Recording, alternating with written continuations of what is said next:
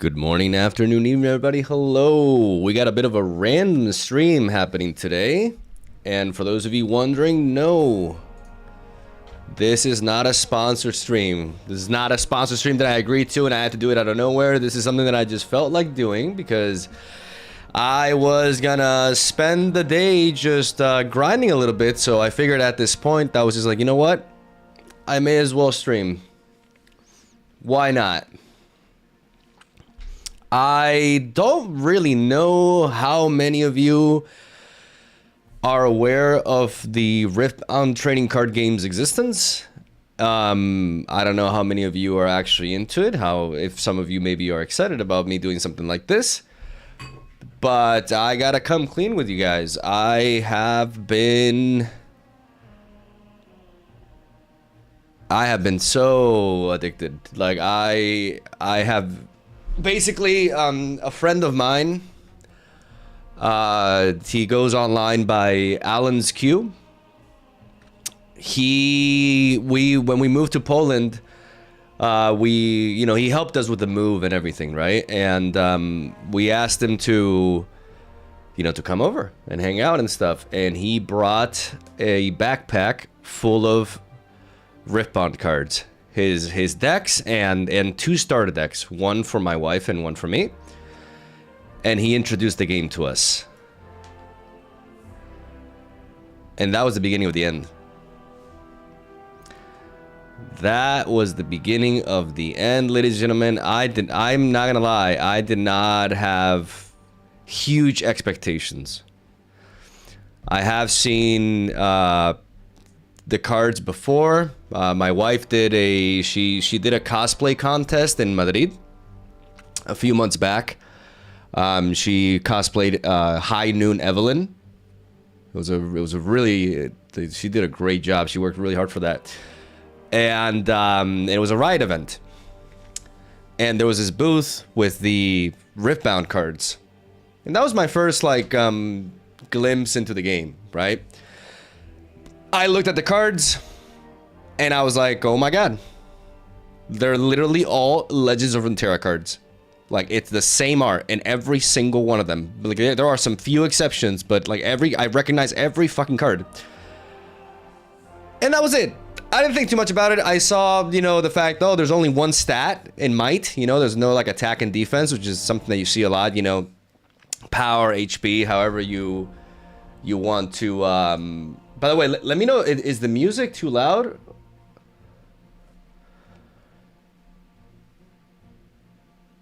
Before I keep yapping.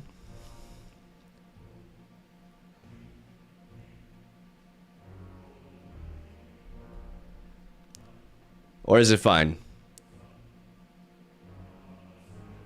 Music is good, cool. Because I could be just talking and the music's like, yeah, and you just can't hear me. So, I got the Legends of Runeterra playlist for this. So yeah, I saw that. I'm like, this game looks kind of simple. I also heard, I don't want to throw shade, but there's one person back in like a few months back who I've shared card game experience with, and he didn't have some nice things to say about Riftbound because basically they said that I love this guy. I absolutely love this guy, but he had a take that the Mogwai finally on Riftbound. Let's go. Okay, we got one guy interested at least. And he said that that the win condition was different. You didn't like actually attack, like in Legend of Runeterra, you didn't attack the Nexus, you didn't attack anything specifically. There was no health to bring down. That it was about conquering these battlefields, and it was kind of like a tug of war sort of thing. And I was just like, I don't know if this is gonna be for me. Also, the fact that the game is physical and it's not digital. There's no like official digital client. Obviously, from a content creation perspective, for what I do, things can get quite tricky, right? So I didn't think too much of it. And then Alan came in, we played, I had a lot of fun, but my first impression was like, this game seems kind of unga bunga, to be honest. Just put up your might, go take the battlefield, and then just take the other battlefield, and whoever wins, I'm like, okay. But I was like, I felt something though. I felt something playing. I was playing with the Lee Sin starter deck. My wife was playing with the Jinx starter deck. Alan basically backseated her. So obviously I got absolutely destroyed. Like I remember playing this Mountain Drake, and he was like, "Oh, that's fine. We can deal with that." And I'm like, "Well, fuck you. Like, can you just like stop?" But yeah. So I got dunked on. Obviously, you know, like I literally played Alan on my first like Riftbound game, and but I felt something. I'm like, there's something to this. There's inherent complexity. Like the battlefields, like there's a lot of very simple components to the cards. There's no like Magic or Yu-Gi-Oh levels of text, but there is a lot of factors. And because there's a lot of factors, they all intertwine with each other. And the complexity, from the unique simplicity, the complexity rises. And the more I dived into it, the more this complexity rises, the more things I had to factor in, the more things I realized. And there was something that really stuck with me from the very beginning. This power mechanic is very interesting. Very, very interesting. Some cards have to sacrifice your source of mana, which affects the amount of mana that you have next turn, which means you have to think about your next turn when you play this. You can sacrifice power for tempo, but you can pay the price the following turn, and the turn after that, all of a sudden it started like everything just started piling up, and I was like, wait. This is not a simple game. This looks like a simple game, but it's very far from that. And that's when I went down the rabbit well, and I don't even know if that's an expression, honestly, in my English sometimes. And oh my God.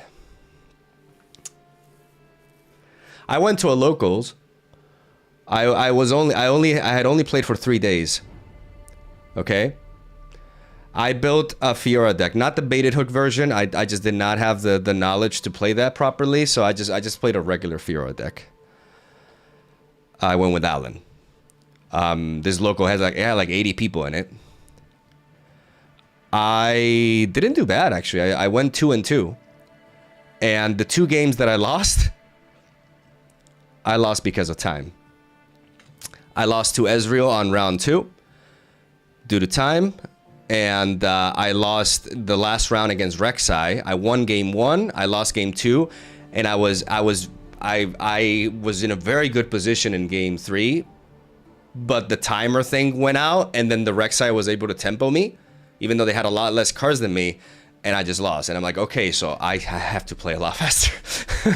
But you know, for only playing 3 days, going 2-2, like I beat an Irelia deck, and I beat like my first round was like against this Ornn deck that I also beat. And I was just like, oh my fucking God. This takes me back to when I was a teenager, and I did, a lot of you guys don't know this, but as I started on Pokemon content and stuff, but I was a card gamer before anything. I made it to top 4 in Yu-Gi-Oh! Nationals when I was 15 years old. I can compete. Like, people don't know that about me, but I have this competitive aspect. Like, it's just that I approach content of making a bunch of different decks. But I was really, really into it. And I got more and more into it. And I just had to find a legend that I really wanted to master, because I could finally go into a card game. You know, while I was doing the Pokemon Pocket videos, on my free time, I was essentially playing this. Okay. You know, you guys know me. I'm a hipster wannabe. Right now, for those of you who know Riftbound, there's a bit of an imbalance within the game. There's one of the regions or the colors that is significantly stronger than the others, and it's overrepresented in the top cuts. I don't want to play that. I want to find something where I could be more unique, something where I could avoid mirror matches. And I have a very interesting Ahri deck that I have been working on for about a week that I'm going to share. But basically, this game is incredible. It's kind of scary like, it's very scary to me because I can't stop. I'm not sleeping enough. There are some marital issues, and here we are. I'm trying to see if I can get invited to Lily, to the regional in Lily. I'm trying. You know, like I don't know how that will turn out. Probably, you know, probably not gonna happen. But you know, I would love that. And I thought maybe I could broadcast my prep a little bit for it. I don't know. This stream was not planned. I just jumped into it, and I just clicked start stream, and I just it. So now, you know, because I'm bad at multitasking, I wanted to like share with you guys a little bit. And now I can actually look at the chat. I'm sorry, like I've been very. There's a lot of you guys here. Actually, there's a lot more than I thought there would be like 2 people here.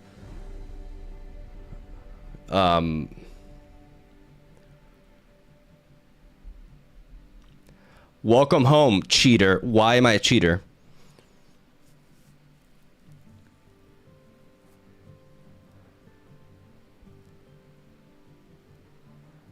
Yeah, like I'm a bit thrown off because like the chat is going a lot. I thought the chat was gonna go like very slow, and there's actually a lot of you here.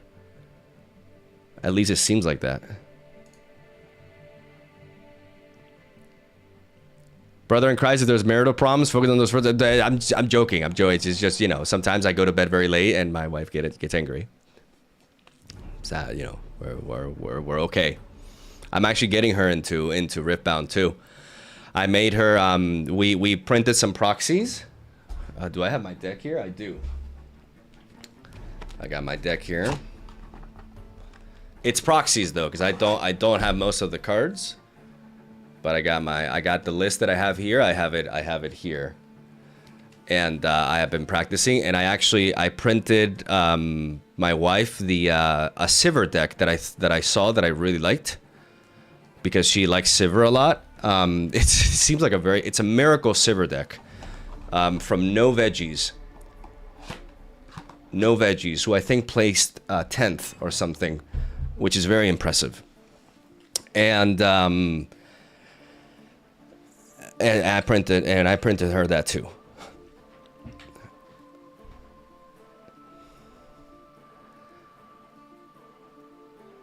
And I'm gonna try to get good, you know. Keep in mind for today's stream, for anybody watching that's don't expect like high level play by any means. Like I still misplay a lot.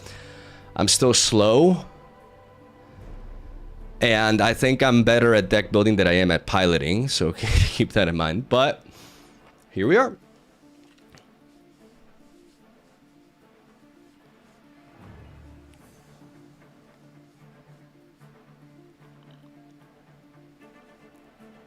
Physical and online clients are not official and kind of ass because UI is garbo and non-automated and opponents are impatient. Yeah, but I actually like it because it's quite easy to play.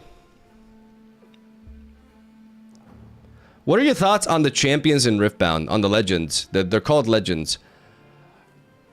I think, you know, right now the game is in a very young state, and there's already a lot of different playstyles to choose from. Yes, there is a power imbalance. Alan says Ezreal is the best deck. In a vacuum, that may be true, but I think the numbers indicate that Draven is the best. He's just really good with his Ezreal deck, but barring that Mateos guy, I haven't seen anybody like perform like Alan with it. Draven is vastly overrepresented, and it transitions really well into top cut consistently. And I think Draven as a legend is inherently a little bit busted. I think it's undeniable to say so, but I do think Chaos is just, it's the combination of Draven being really good and Chaos just being a crazy color, right? Chaos has access to a lot of things, and prime card draw, which they're able to abuse in miracle versions. And very good combat tricks as well that push your stuff around and that synergize extremely well with Draven. But Draven, the reason why I chose Ahri is because I believe, and a lot of you maybe think I'm a bit crazy for saying this, but I believe that a well-designed Ahri deck can potentially counter Draven. And I've tried to design the deck to basically also not automatically lose to Irelia. So let me share my concept here. Because Irelia is the scariest matchup in my experience with this.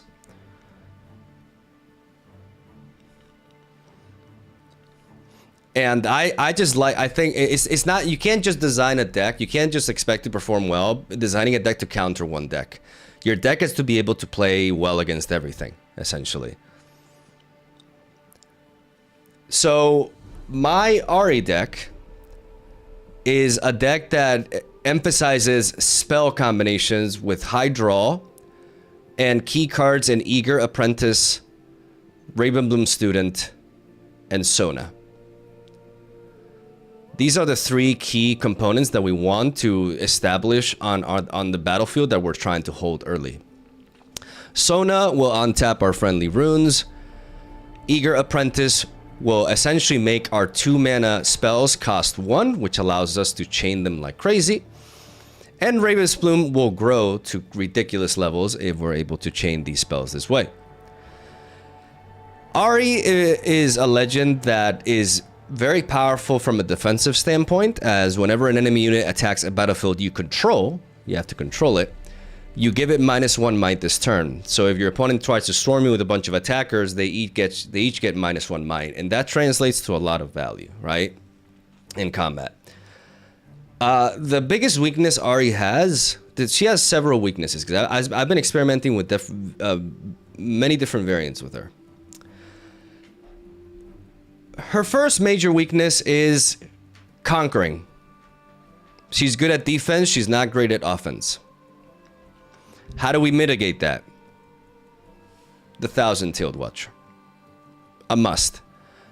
This is the prime conquering unit in the game, and it allows us to retake a thing. And the big combination, how we win games, is we run 3 copies of Thousand-Tailed Watcher, and we run 3 copies of Emperor's Divide.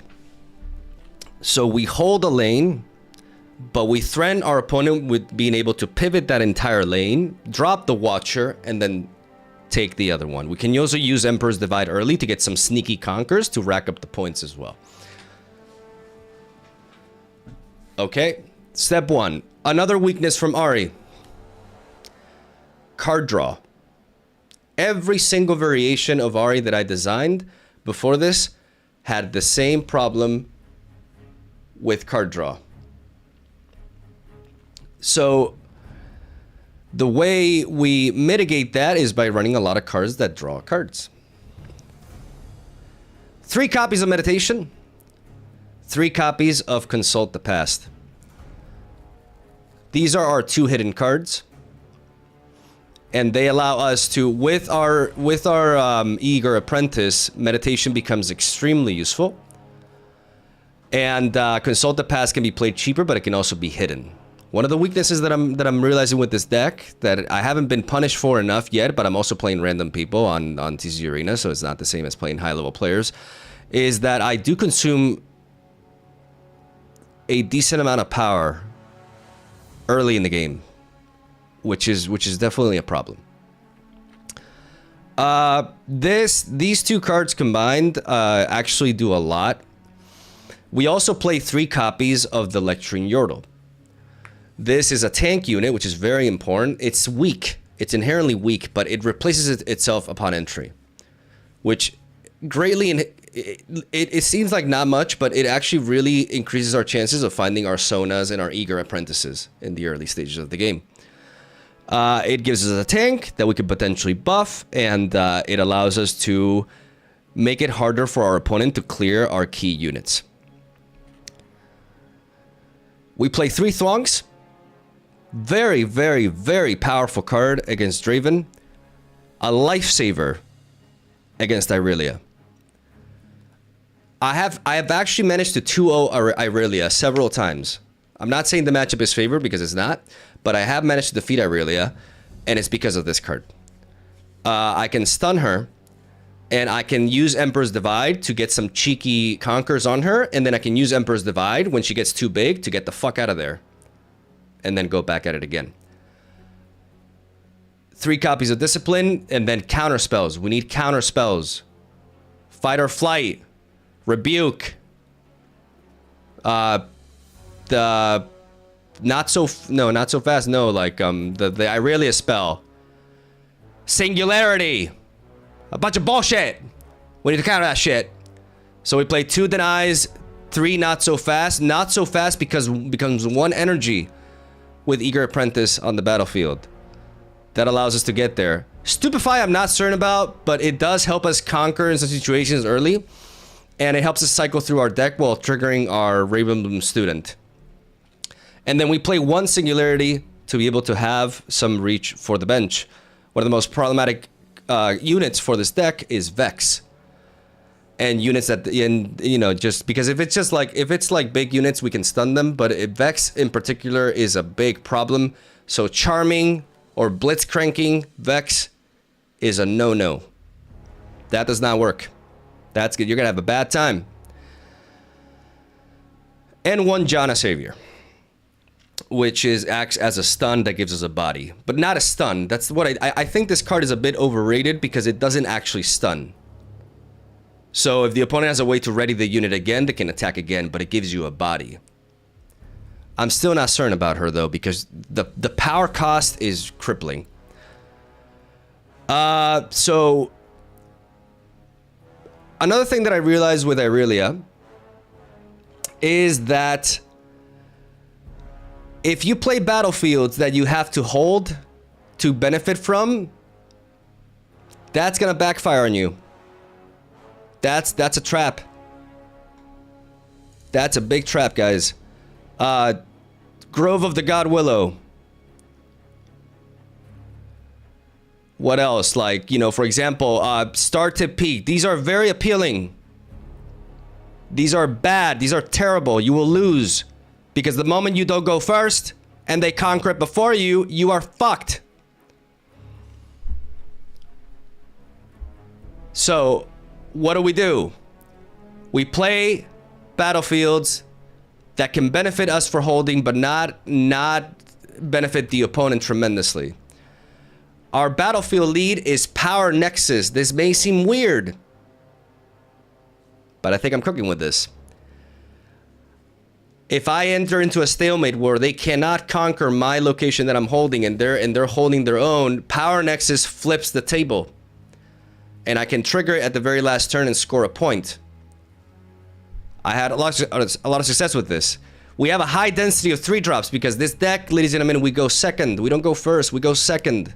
Running 2-drops in Ahri is gonna dilute your deck with useless draws later. It's a problem. You want to play 3-drops. Your 3-drops are the good cards. Your Lecturing Yordle, your Eager Apprentice. Ravenbloom Student can be played on 3 as well. It's fine. So we play Obelisk of Power. So in game 2 or 3, whichever one we go first, we Obelisk of Power and we can lead off with the 3 energy unit instead. And the final one I'm still debating on, but I like Ravenbloom Conservatory because it's a battlefield that rewards me for conquering it and holding it. But if my opponent conquers and holds it, I just focus on the other one. And I don't attack them until the end, so I don't give them the card draw. 7 Calm Rooms, 5 Mind Runes. Sideboard. Disarming Rake. Very important against gear decks. Very important against Irelia. Allows us to knock out their ganking artifact. Allows us to get rid of their goddamn, whatever the fuck that thing's name is. The Guardian Angel, I think. Very important to get rid of stuff like that. Very important against like random Azir matchups. Very important against decks like Fiora. Even against decks like Aurora. Though the plan against Aurora is to just stun their big units and try to aggro them, essentially. 2 copies of Wind Wall because Kai'Sa is a fucking nightmare. Also, we run this against Irelia as well. We run this against we bring this in against Victor decks. Lux decks, same shit. Victor is just a better version of Lux, really. And it just gives us the ability to counter big spells no matter what. Gives us extra counters. 1 copy of Defy. We bring this against Miracle Draven. We bring this against Draven, I think, in general. We bring this against Irelia. We bring this against a lot of shit, actually. Maybe it should be a 3 of in the main deck, to be honest. But there's some matchups where my counters get a little bit heavy, and I feel like running 5 initially is just overall better. 1 Singularity for when we need that extra bench reach if we face something with fucking Vex and shit like that. And 2 copies of Pickpocket for the Miracle matchups. Whether it's Ezreal, whether it's Raven, or whether it's Sivir sometimes. And against Victor, when they generate gold, we can steal their gold with it. So thank you for coming to my TED Talk.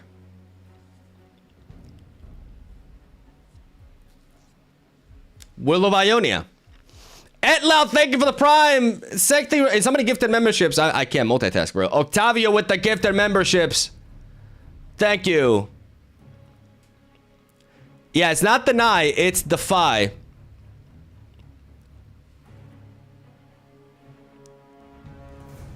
So I just went through the tech, and I know a lot of you don't understand what I'm saying. I'm sorry. Like I wanted to. So let me explain what we're doing with this deck. So what we're doing with this deck is we have the Noxus theme. It's a bit intense. The strategy with Ahri is we want to hold a location. And a lot of people will tell you this. In set 2, holding is not viable. I disagree.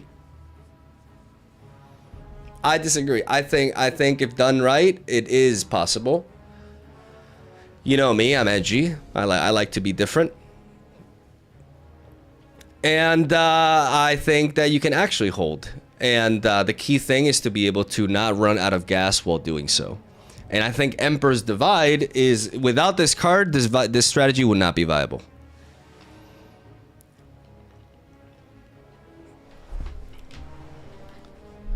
I took a look at Stellacorn for card draw. I did. The problem is I can't fit it in. The problem is the card really only synergizes with Emperor's Divide, which is good. But then I have to basically pay 4 energy to drop a 3 might and then bring it back and forth when I'm trying to hold that battlefield. It just does not do enough, believe it or not. I know Stellacorn is a crazy card, but it just does not, for what we're doing, it does not function. It's too low tempo. And we are already lacking might to begin with. We are relying on our Ahri Inquisitive. We are relying on our stuns a lot. And spending 4 to play a 3 might that we then have to retreat from the battlefield that we're holding in order to draw more cards is not it. We, believe it or not, Meditation and Consult the Past is a lot of card draw.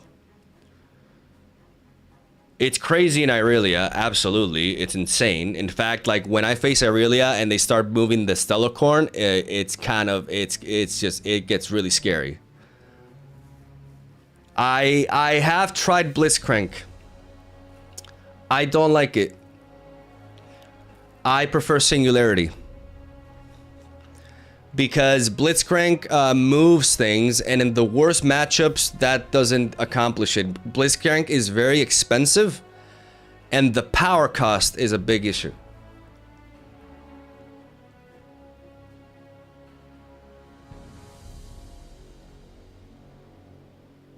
Yeah, makes sense to not include if you're holding and not running around with it, exactly. People say you guys are not the only one. Like I've had friends in Poland. I mean, I have one, good friend of mine, Dulfanel, says this shit is not viable, and I'm gonna try to prove him wrong or fail miserably. Yeah. But as you can see, I put a lot of thought into it there. What about seals? I think I may need seals, but I have no fucking idea what I would take out for them. But sometimes I do feel like a seal would be really nice. Like this deck, I can't say this deck is fully optimized by any means. The core concept I believe in. I really do. Charm is a consideration as well. Like Charm is a card that I have in mind for sure. Charm may end up making it to the list because I'm not certain about Stupefied. The thing is, I already have a lot of cards that consume power, and you guys will see that I struggle with that. But I can give this a spin and lose, and then y'all can make fun of me. Still, I'm still new, guys. I'm still new, okay? Oh, wait. I was playing with Impetuous Panda earlier.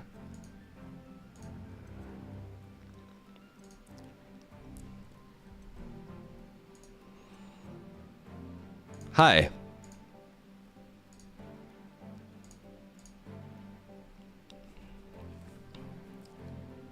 Actually, I need to change my... I think if I move here, we're fine. Fiora, okay.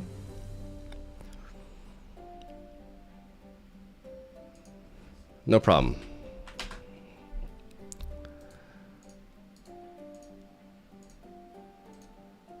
We roll a dice first.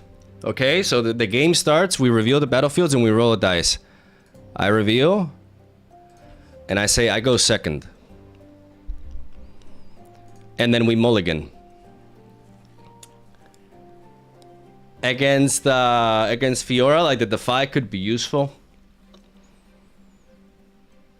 But I also feel like, because challenges, right? I feel like one Stupefy can matter. I feel like Emperor's Divide I can use for later. I can keep the Defy and the Stupefy. And then I press spacebar and they go first. And I already get my rune ready for when I go second. So the way the game works, I have to explain what's going on for a lot of you guys, right? So they start off with an artifact. I find no units, so I am forced to deploy Ahri. I can play my chosen champion at any time, but she consumes 1 power, so that's already a big issue.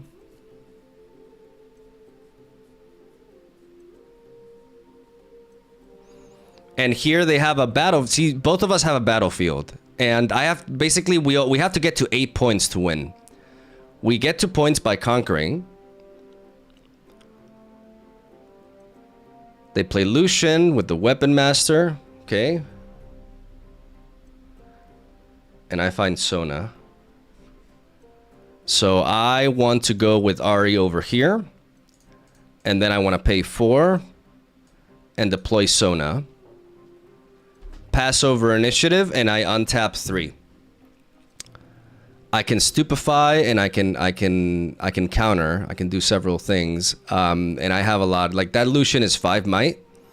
I think they forgot. They forgot to channel a rune with And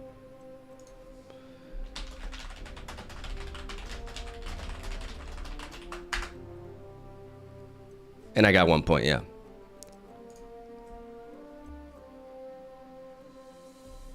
Yes, because I conquered it.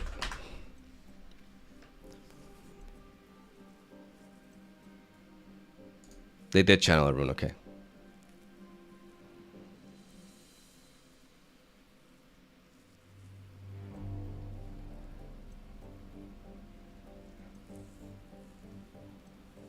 So right now we have a strike down. Okay, wait.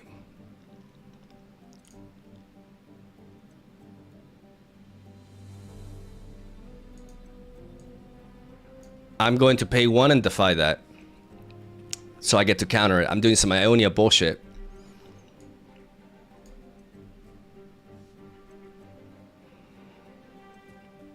They tried to get rid of my Ahri there. I conquered this battlefield because this is the battlefield that they want to conquer. So I'm gonna hold it because if they conquer here, they get to pay 1 to draw 1 with a mighty unit.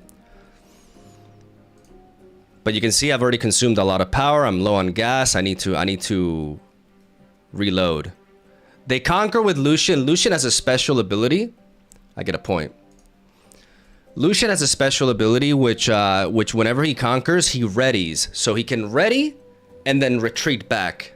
So he gets to go back in, and that's kind of annoying, but it is what it is. I have no play. I have no play. It sucks, but I have no play. I have to pass here. It's dangerous. Because I could discipline, but I don't know what I'm going to draw, and I may need the extra might.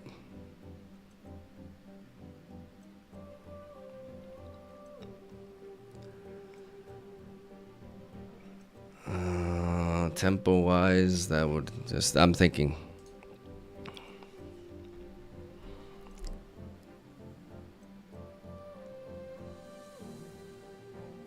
If they punch first... There's a spell stack, yes. This Hidden Blade is trying to kill my Ahri.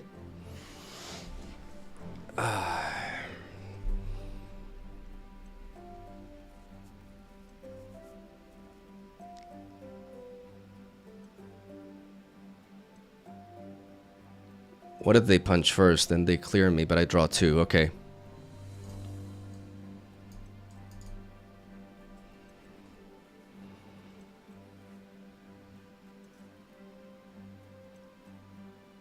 I can't beat a...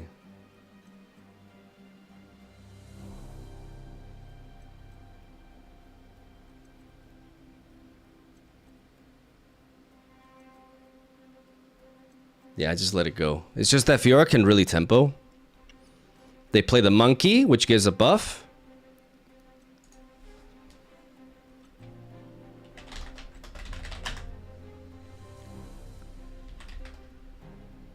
Okay, they give... Wait, okay. So, resolves. Now it's 7.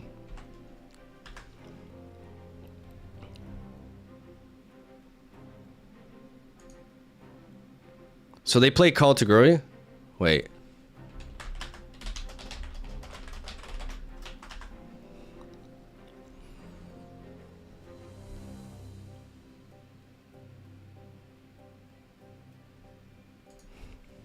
We're in Showdown, bro. You play a card. I play a card.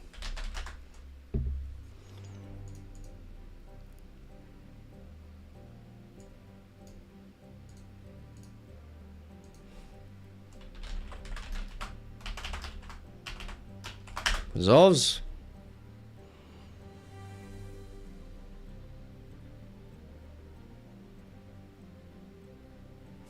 I go to 6. You're at 7.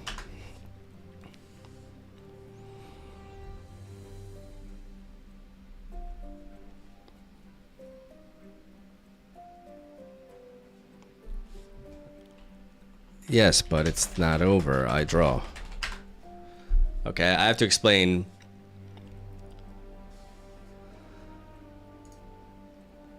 Okay, and I drew the card that I wanted. They could have a riposte here. But I'm going to play Thwonk. They could have a riposte.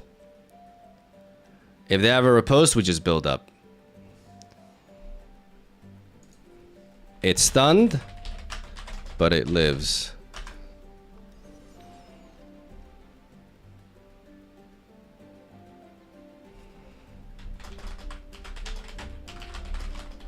So it goes back to base.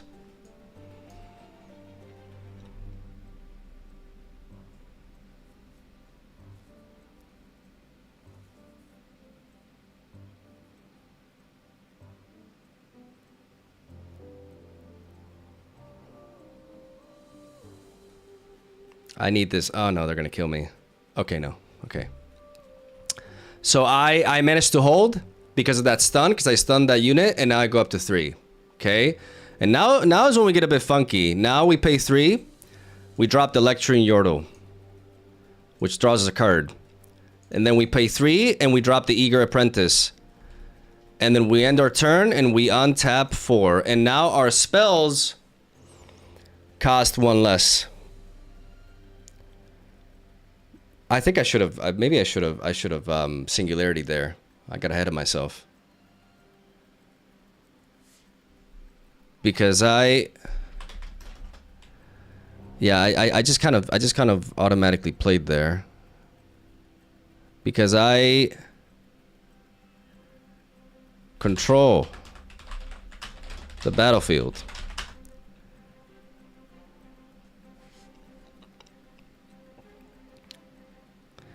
Maybe I should just singularity. And then retreated Sona.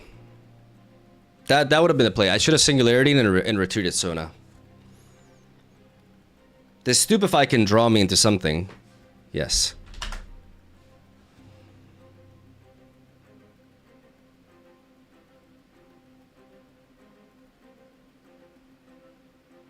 The Stupefy, that's why Stupefy is important. It can draw me into stuff.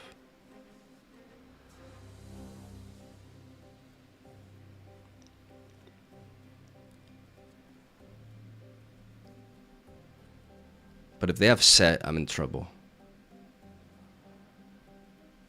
Set is 7 might. I have 9 might. So they definitely blow me out. But I can potentially reconquer with the Watcher.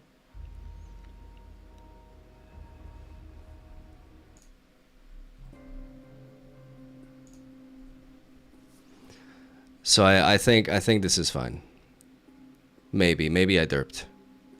Because they were tapped out, so you can make an argument for me going for singularity.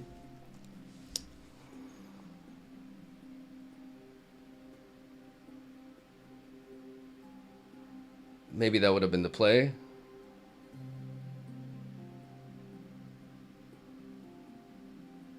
They punch first.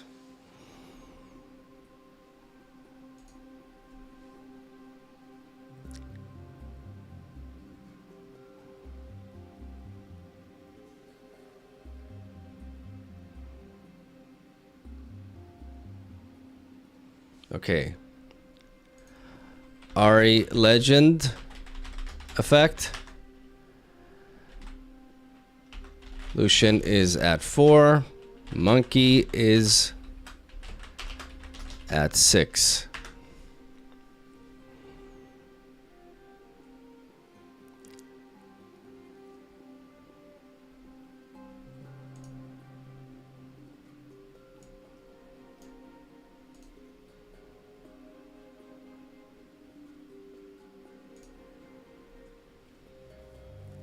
I need to see what I draw here, otherwise I could be in big trouble.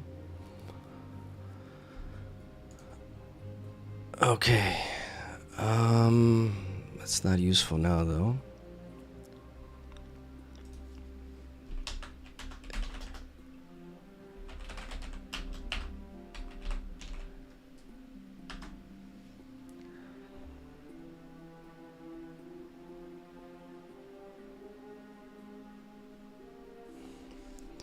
Can't do anything, so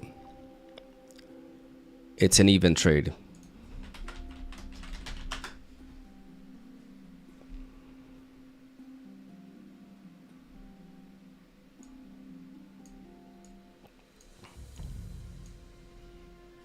Yeah, maybe the singularity was better. It was probably a lot better because I got rid of the Fiora and that they were tapped out.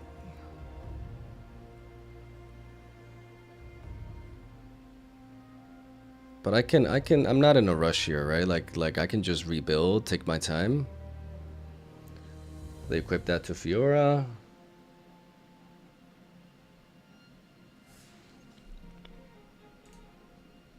I could have played this, but I didn't know if they had anything else.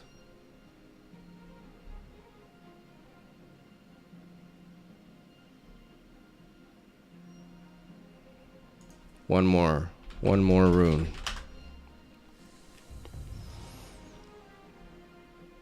I could play the Watcher, but I feel like that's a bit of a bait. Like I could just deploy here.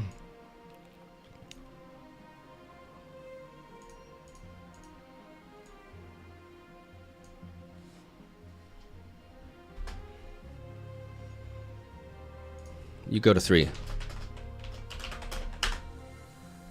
So they go to 3 points. We're now tied. They managed to clear me there. I think I could have singularity'd. But like I said, I'm in a position where like they're running more lower on gas.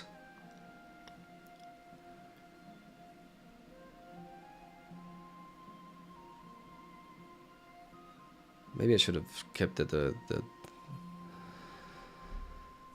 they equipped that there, yeah. No. You already held. Can't reconquer. You can do that, but you don't conquer again.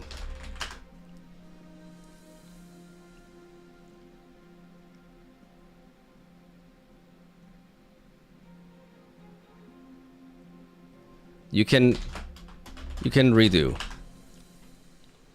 No, it's okay.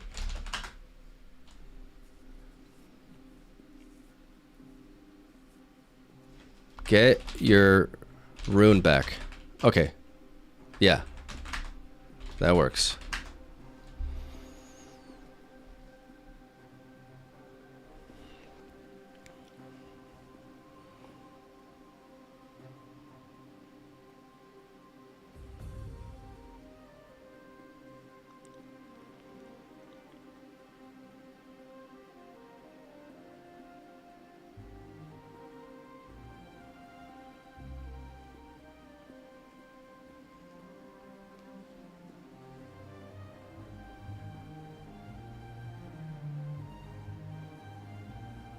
And now what? Okay, so I'm just thinking if I was playing like a good player, like what should I do here?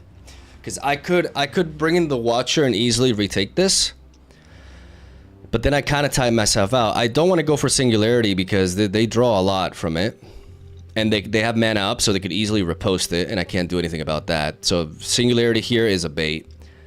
The Watcher, I can still, with the Apprentice, I can still do a lot.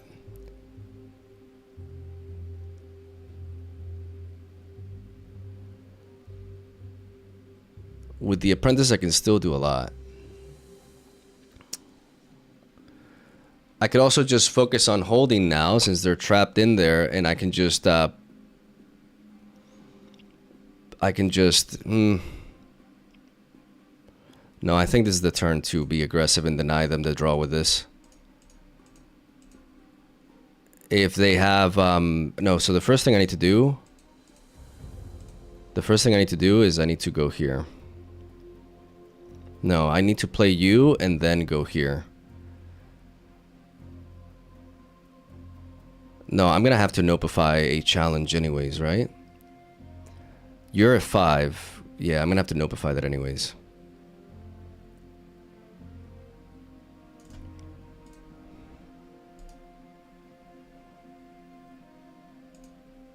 I get a point, and then I tap 8.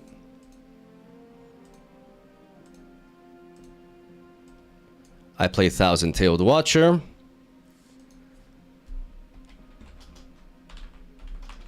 I mean, I could have, I should have played that to avoid avoid a challenge. I'm derping.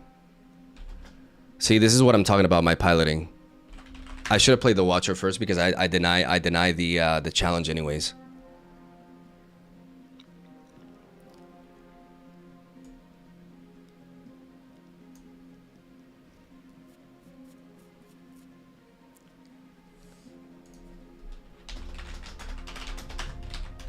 No. You don't draw. She's at 2.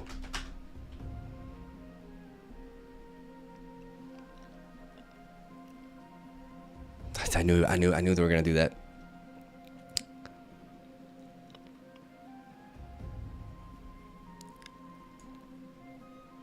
And I go here. I pay 1 power. I hide this here. And I pass over to them. And I score a point here.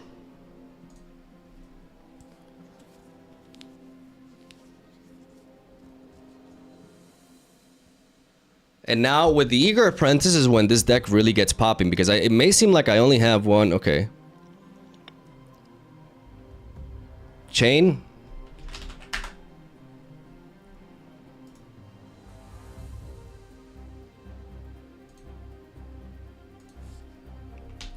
Okay.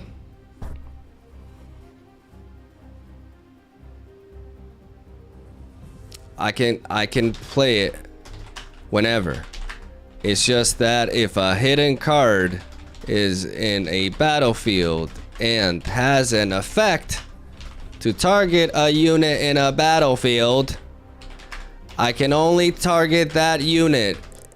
A unit in that battlefield.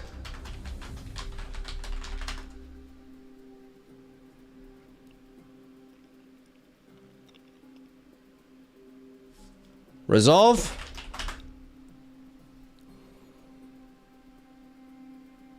Wait. Still on the stack, bro. Still on the stack.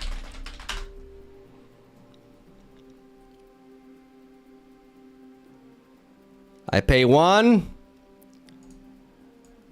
Not so fast. One energy, not so fast, baby. Apprentice. And now I have Emperor's Divide to dodge combat if they try to go berserker on me.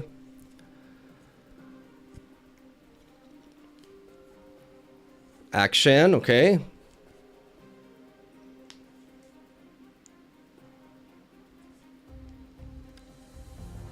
Dad, you shouldn't have done that. You just gave me information that you don't have anything else in hand, bro.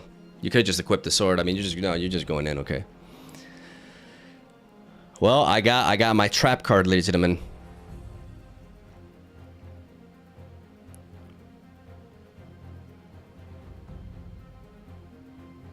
I got my trap card. So you give the sword to Fiora, okay. 6 and 8, 7 and 5, 12. That just completely obliterates me. Oof. Oof, that is... Oh, no, you should have just gone with... Okay, I mean, I get it.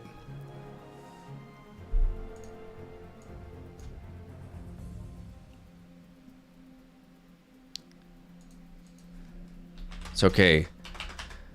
Okay. BF sword on Fiora. I get it.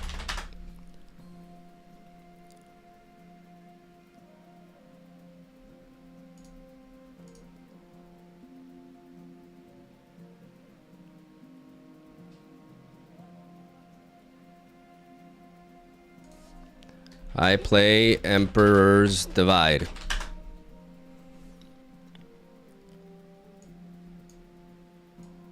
Get him the fuck out of here.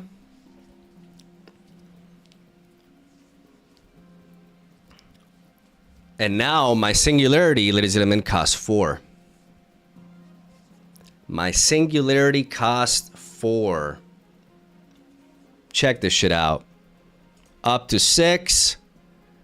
We pay 4. Singularity over here and here. Fiora lives. She has 2 6 damage.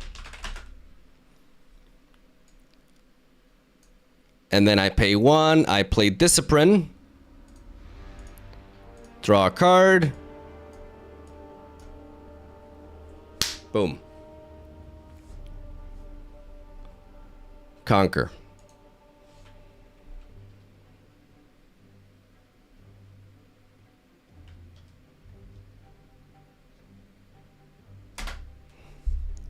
And that's game. GG. Thanks for the game. Keep at it. Nah, man. My deck, good. Very good deck. Cheers, buddy.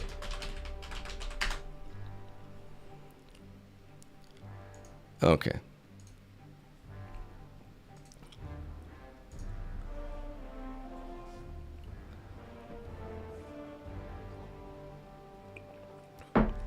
I didn't mean that to be him. I'm streaming. I didn't mean that as that came off like BM. I'm sorry. I did not mean it in a mean way. It wasn't a mean comment.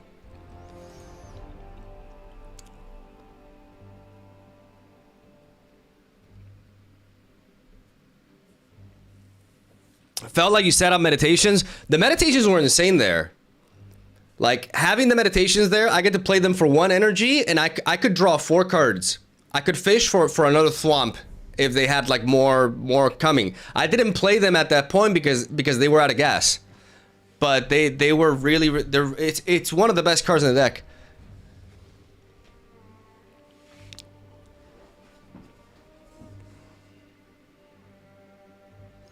Mog, if you didn't know, you can share the entire deck in a big view by clicking the arrow top right. Oh.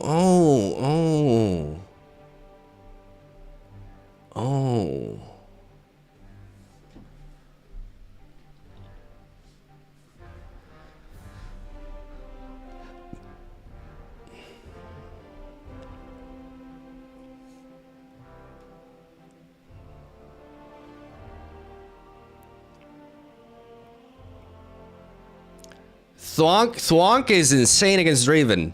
That's why I think this deck is good against Draven. I can zoom out, yeah.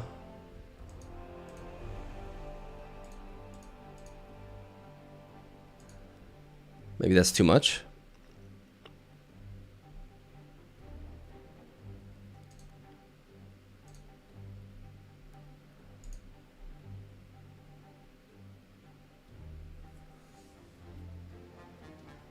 No Charm. Yes, Charm is a card that I considered, but this deck struggles with early game power. I consume a lot of power. So instead of charming and dealing with units specifically, I try to just stun them and hold, essentially, and retreat when they overwhelm me with Emperor's Divide. My piloting is still rough. Like, I still make a lot of mistakes, as you guys can see. It's a hard game.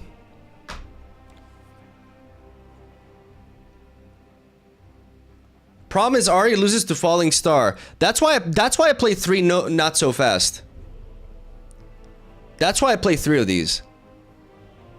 To counter that. Like, I have to play 3 of these. But still, like, the Kaisa matchup is scary. That's why I run the wind walls in the sideboard, but I'm thinking of also finding a way to include like something like a Dr. Mundo or some shit.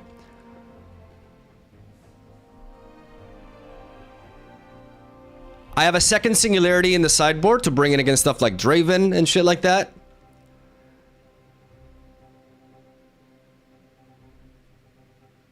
Do you like single player games? I like card games.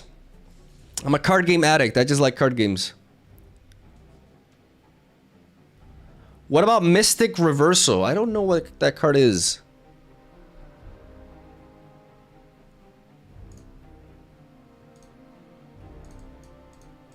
I still don't know the entire card pool. Mystic Reversal. Oh no, this no, like I can't. I remember looking at this card. Yeah, like I looked at all the cards. This card is extremely power hungry. That this card will blow me out. This card will delete my mana.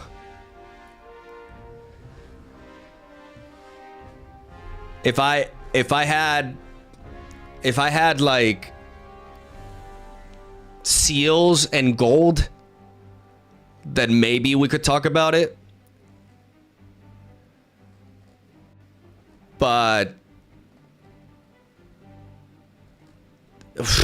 no. It's doing a lot. Like, there are some situations where it can, like, oh my god, they played a Falling Star and I reverse it. Wow, this card is broken. But that's gonna happen like 0.1% of the time.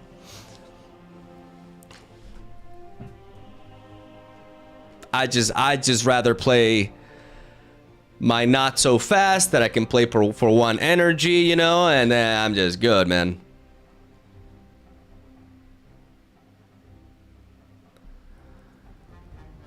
I'm trying to make this deck competitive, guys. Like, I know you guys are used to me just like brewing wild cooks and stuff, but I'm legitimately trying to make this deck the best it can be.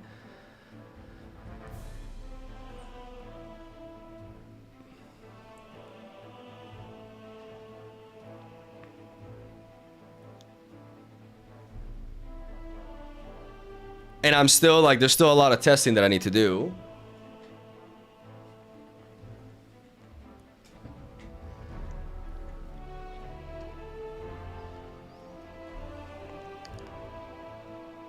My only issue is 3 turn 1 plays. I go second. This deck goes second. I don't go first. I know that seems wild, but it works for me. I drop a 3-drop. I go to the battlefield that's not contested. And I hold it. And then I have Obelisk of Power to, in game 2 or 3, whichever one I go first, I play Obelisk of Power. I know that seems like a wild thing, but it actually works for me. It's so bad going second in this game. It generally is. But you'll see what I'm talking about. Let's just go for another one. If my deck is here's a twist though. If my deck is okay with going second, that means I don't have to win any coin flips.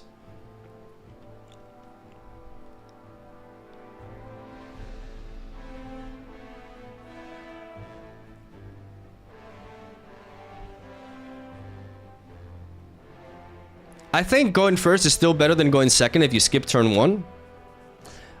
That could be true. I don't know, man. Like, that could be true. I don't know. I can't give you a counter argument to that. Like, I just don't have it.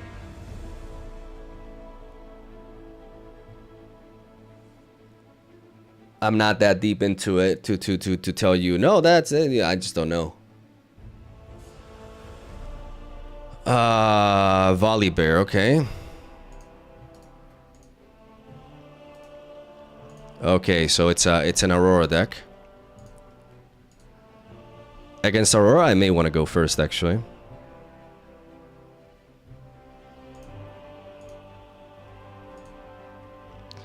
Let's try that. Let's go first.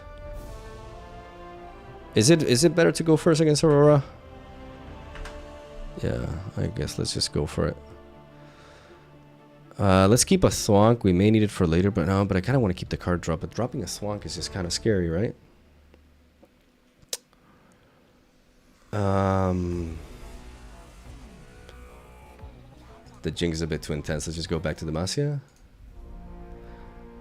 Because I like the card draw, but I'm dropping 2 stuns. Is that a good idea?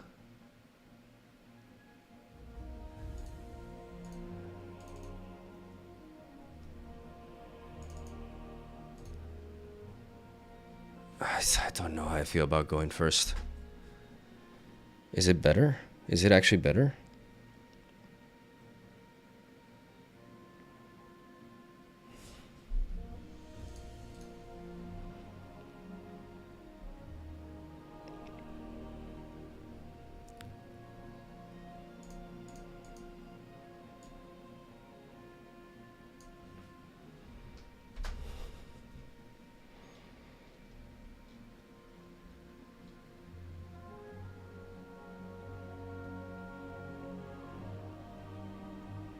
Yeah, I'm aware of this deck. Is it? It's Yone. It's Yone. Okay. Okay, so it's Yone. So I go here.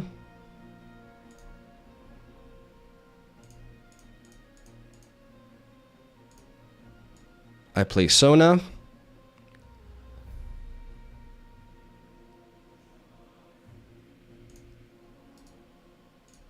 And I hide Emperor's Divide because I can counter their Stormbringer play with Emperor's Divide.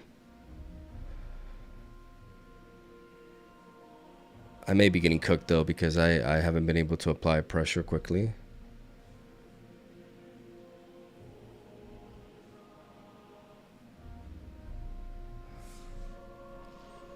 Oh yeah, I untap these two, yeah.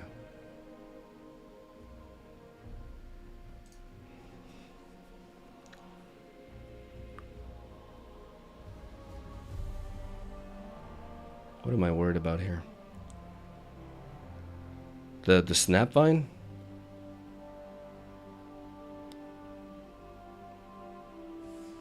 Okay.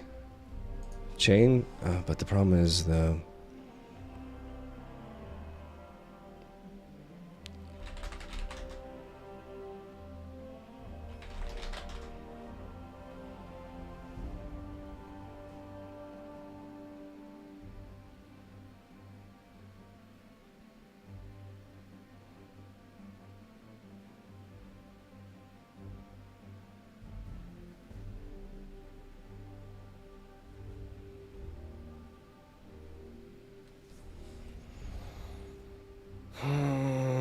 If I go to the bench, like I just have no choice. I can't counter that, right? Like it's I don't have the counter for that, so whatever I draw with this just doesn't work. But I can try to draw into something. Chain? Nope, okay. So maybe this is a mistake. I'm gonna chain this.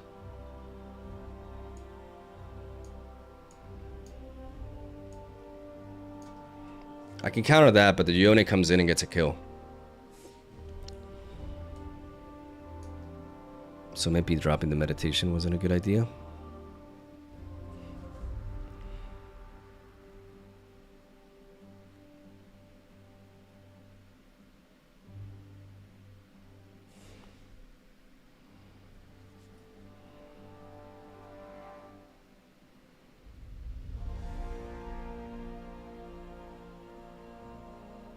Can't watch her this turn.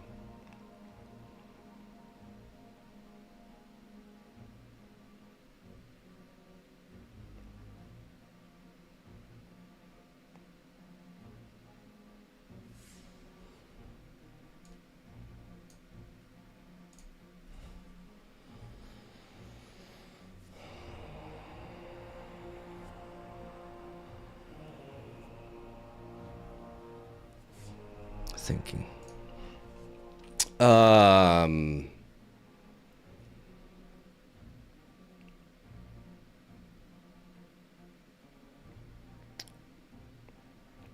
Because what if they have another Stormbringer? Does that have to be in the base? No, just...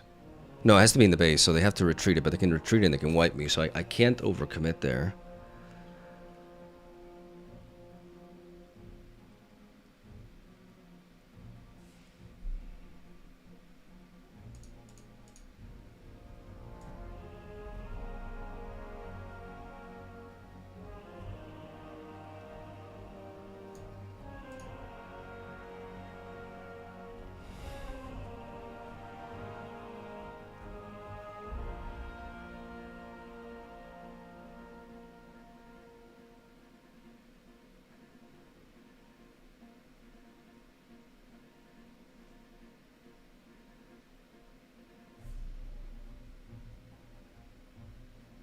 I don't think I need to watch her next turn. I think I need to develop Ahri.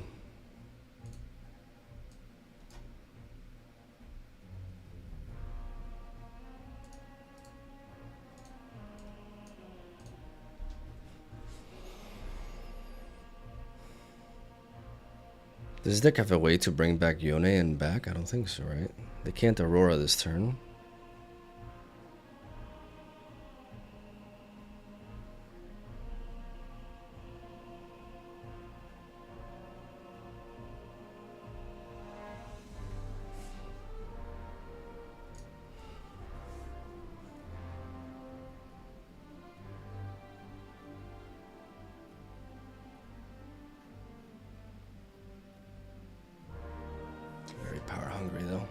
I don't know if consuming all this power is worth it. I don't know if playing this Ahri is worth it.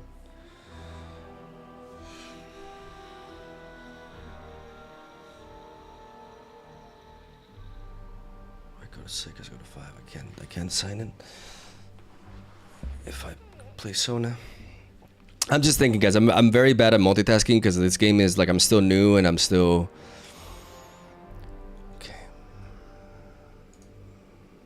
I need to check this Volibear list. Deck, Vegas.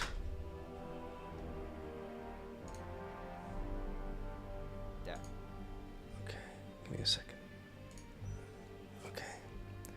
They can play a Dead Bloom Wander. They can do a lot of things. They can definitely come in. I need to be able to stun it. If I can stun it, I consume a lot of power, but I need to out-tempo them here.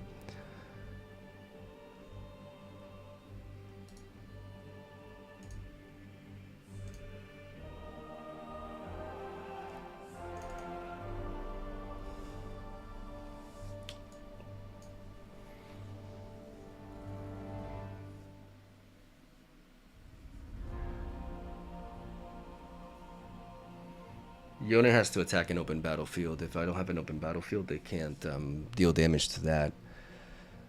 Stormbringer is a problem, though. If they Stormbringer, they can wipe my shit. They can absolutely wipe my shit, so I have to spread into the 2 battlefields here, and I have to defend this one.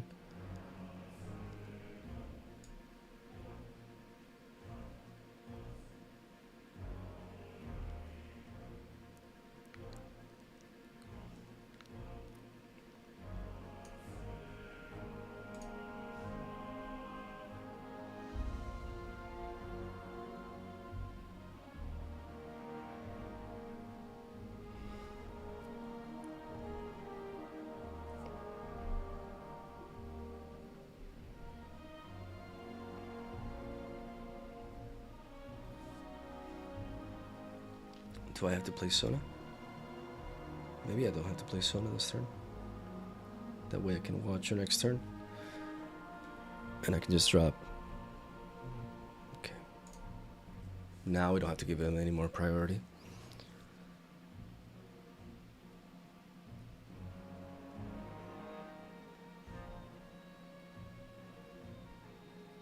I can counter their challenges.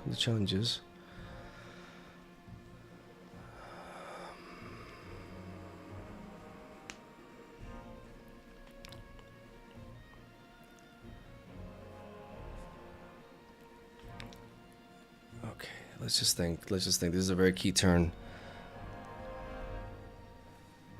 I need to be able to watch for them next turn, but I also need to be able to...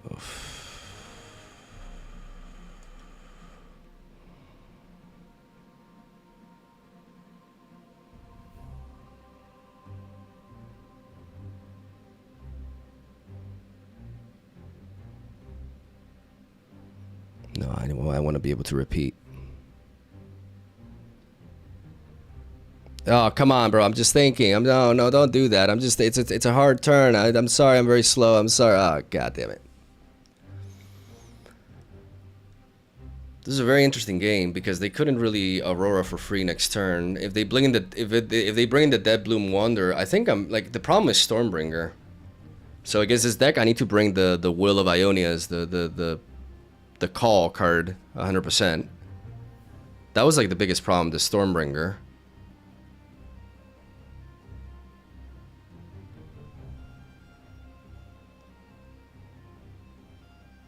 Is it just better to develop onto the bench? Nah, man. If they can't play Dead Bloom Wander, there's a bunch of cards that are just super expensive. It's literally only Stormbringer, and the other spell deals 5 damage. But if I put enough muscle, what's the best play here? Let me just think. The best play here is to...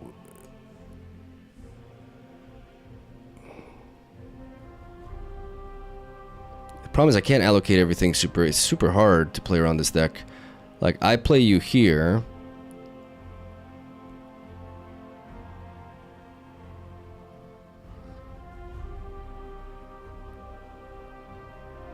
I can't watch her next turn though. I can't watch her if I do this. What the fuck do I do, bro? Like, do I just play double student and then have the stun in this? I just feel so low tempo, but it may be it. Like, I just have to...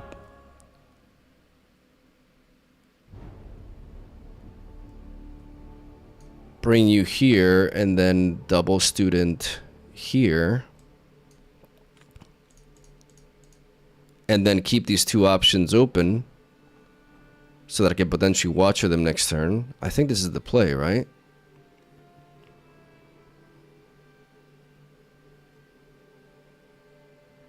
I have 7 might here. Like, I just beat everything here, and if they drop the Dead Bloom Wanderer thing, then I can just stun it. And then they can't break through me, because if they have Challenge, I have Defy. But if they have Stormbringer, they get to clear one of these 2 boards. They probably target this, but I get to keep Ahri here. Yeah, I think this is the play. And I protect against Challenge, even though Challenge is not as huge of a problem. So maybe I don't counter it, and if they do Challenge, I just bring in the Watcher and I blow them back. Yeah, that's the play here. This is the play. I need to see how complex this shit is. This is the play. Sona is actually not the play, because I just don't have the hand for her right now. And I just go with the Thwomp, and I do that, and then next turn, what do I draw? I don't know, Defy. The next turn I get 2 of these, and I have the Watcher to retake 1 if they did something like that. And if not, I score 6. I bring everything back unless they Minotaur Reckoner, and I prepare for a double conquest.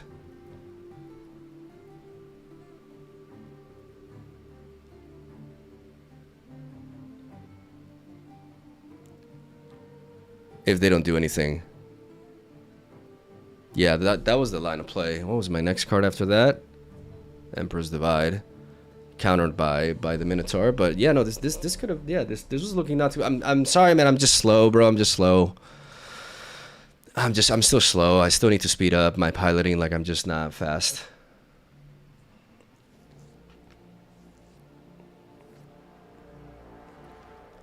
I'm just not fast. I'm sorry about that.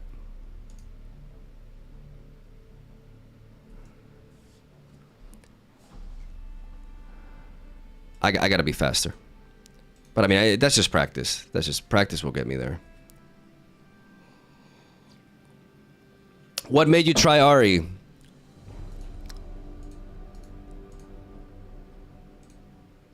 Actually, this may benefit them. Watch us both have the same one. Okay. I don't know about going first, though. No, not this. See, but now if they go first... Let's play faster. Okay, we got Apprentice. We dropped the Watcher. Generally, we don't need double Apprentice. But not so fast is going to be important. So I think I'm going to drop double Apprentice and hunt for stuff like Sona and draw.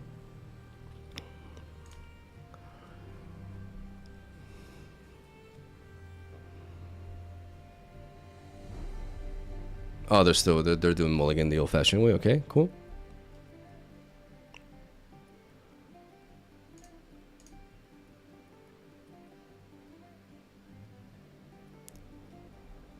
Do they have like removal? What the fuck does this deck play? Like, I actually don't know this matchup. I would assume they do. Renata, what the fuck do you do? They have Call the Weak and all that disgusting nonsense. It's just like purely control, actually, it seems. So if I play the Apprentice, it's just gonna die.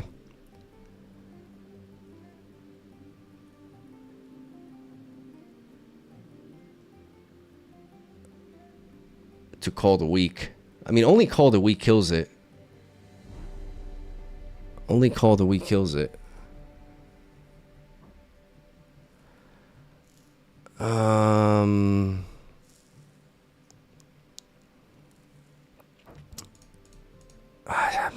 It's gonna die. It's gonna die. It's gonna die.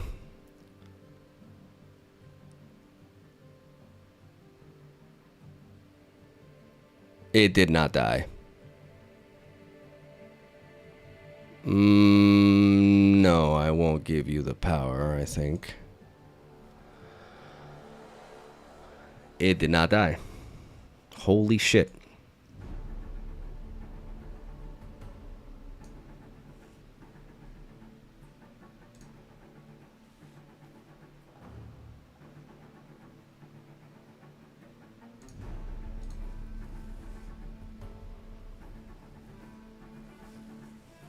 I think right now I just want to preserve my power. I I don't need this Emperor's Divide so early, right? Like, what can I mean? What if they play a Call of the Week though? I can react with a Janna, and I can sack it.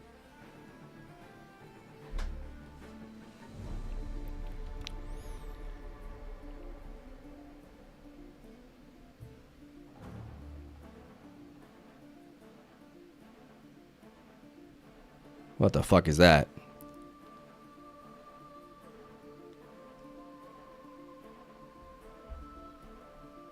So they banish. Wait, what the fuck is this? Okay.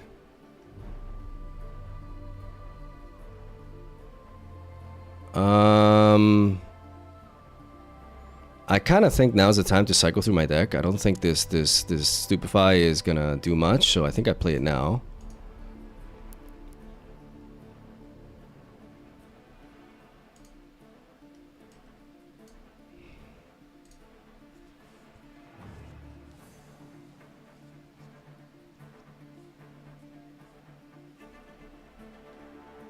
When you play this, play a 1 recruit token, kill this, recycle. Okay, I have no fucking idea what I'm facing. I have not the slightest clue what I'm facing.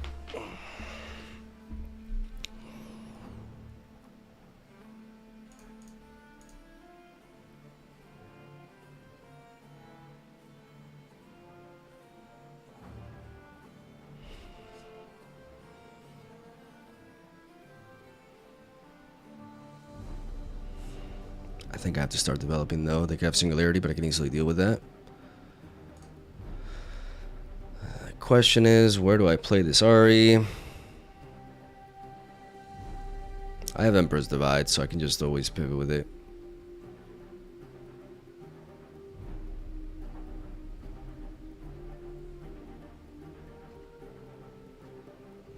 They're not threatening me with like a kill there though, so I think it's just better to play her in the back. Like right now, there's no threat.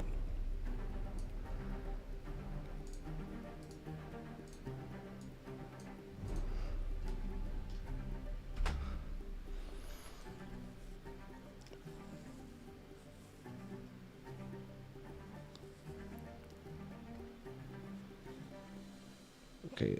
When an ally holds, you may exhaust me to play a gear token, so I kind of want to deny that holding. So playing Ahri in the back is better, I think. I'm facing something that I have just no idea what it is. I just don't know much about it. They play Time Warp, I think.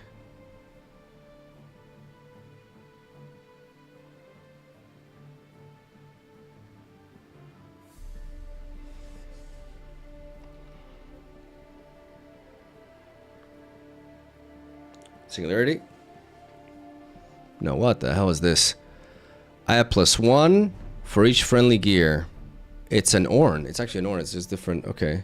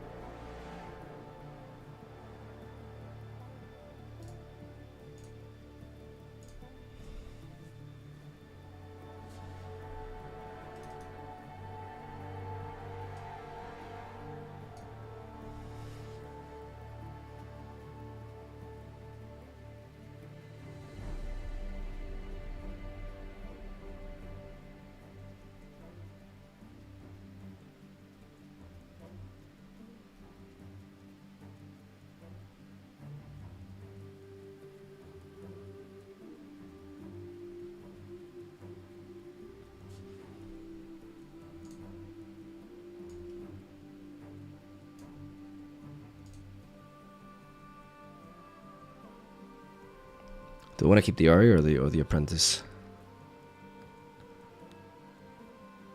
I think I need to keep the Apprentice.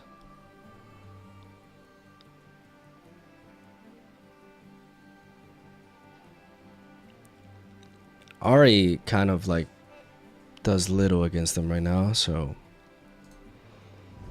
Okay, so here's the plan.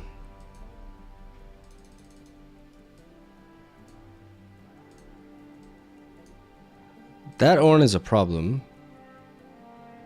Wait.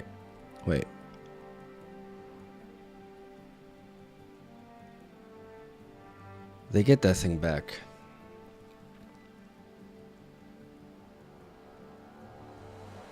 But they just have to play it again in the bench. But if I get ahead of them, I think this is still worth it.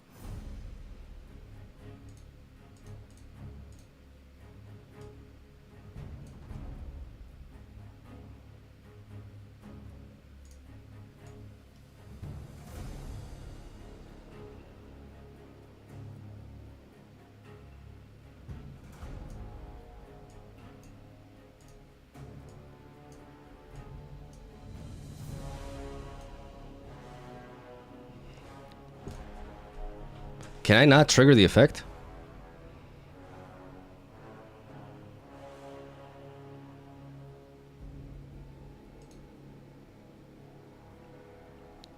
Can I not?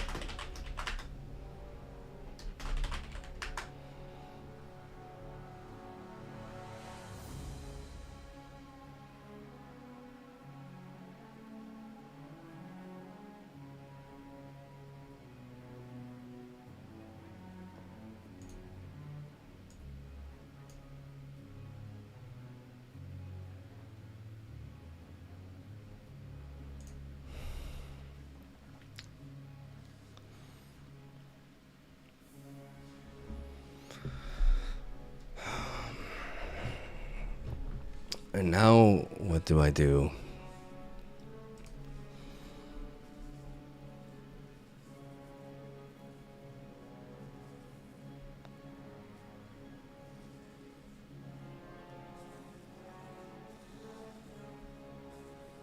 I think I just pass. I have Janna.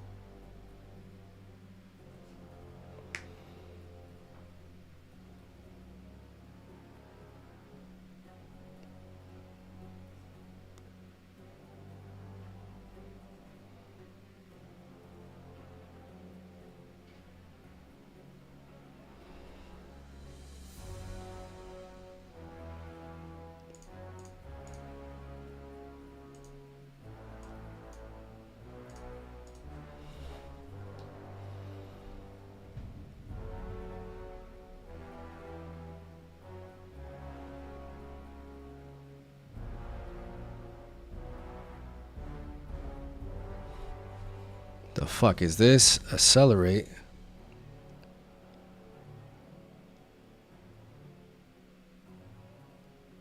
What?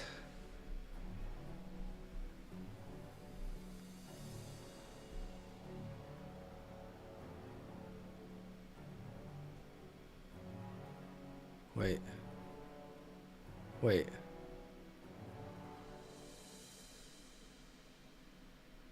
Oh.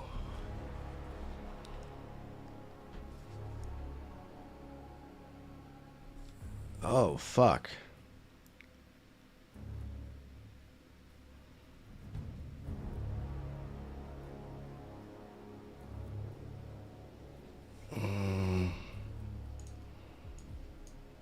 I thought he was gonna use stuff to remove me. Oh, shit.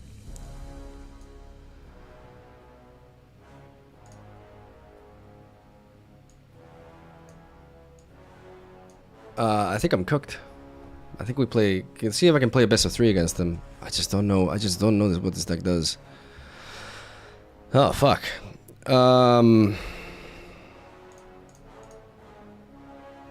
Yeah, it's game.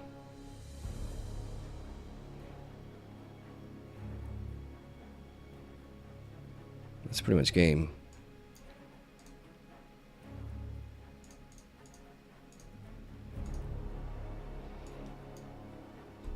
That's pretty much game. I can't.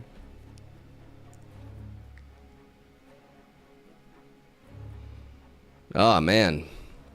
I did not see that coming. I've never faced this card before.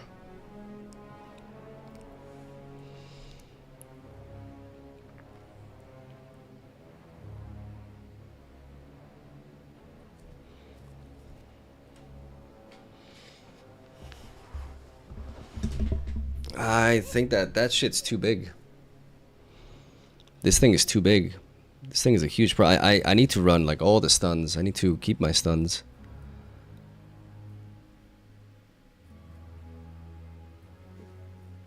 Okay. I have a good sideboard for this though. I have a good sideboard for this. So I hope he's up for a best of 3 because I actually have a pretty damn good sideboard for this.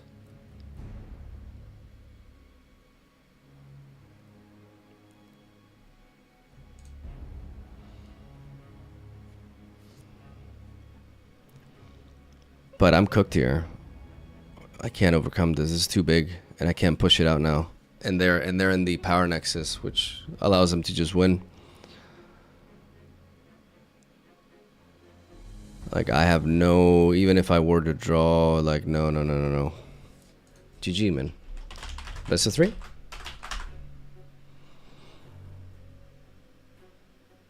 Nice. Okay. Disarming Rakes, Pickpockets. I haven't seen many, like, I don't think they play much removal. I think they play a lot of units.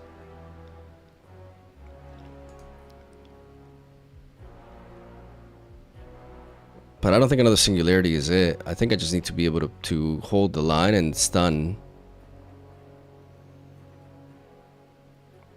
But I want the Rakes and the Pickpockets for sure. So maybe I drop 1 Yordle. 2 more cards, 2 more cards, 2 more cards, 2 more cards. Oh, do I get rid of the Stupefies? Is there anything else? No, I think I just get rid of like some... I think I just get rid of the Defies, to be honest, or just 1 Defy and 1 Not So Fast. I mean, I'm worried about Call of the Week. They definitely play Call of the Week. They definitely play Call of the Week, so I'm going to get rid of the Not So Fast. Maybe I regret this, but I'm going to get rid of them.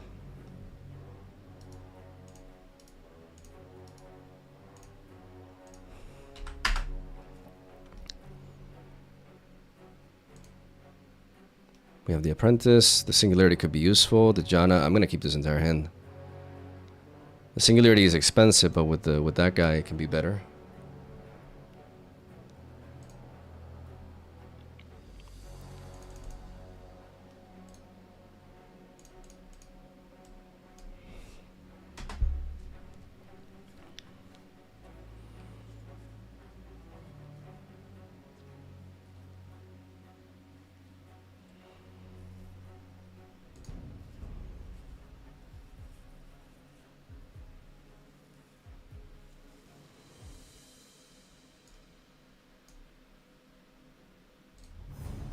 I conquer here.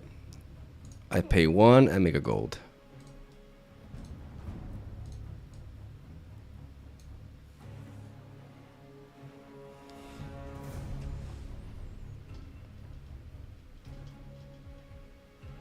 Do I play Ahri?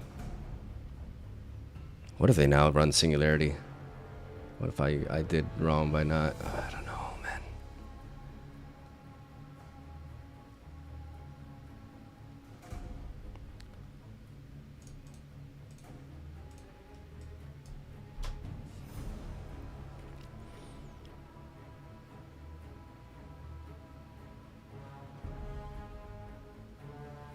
They play Wages of Pain, okay. So keeping the Defies is important.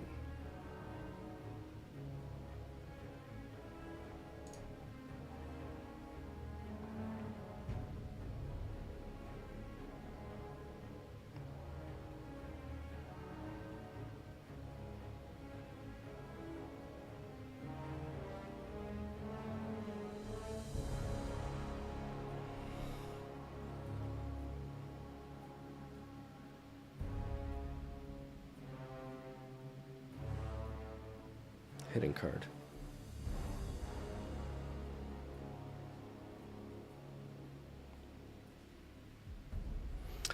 I think I try to blow them out.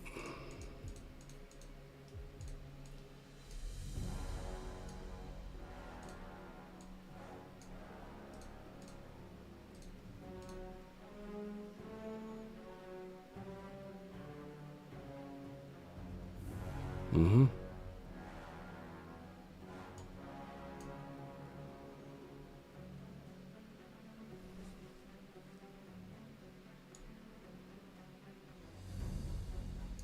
Okay, now I'm at 2.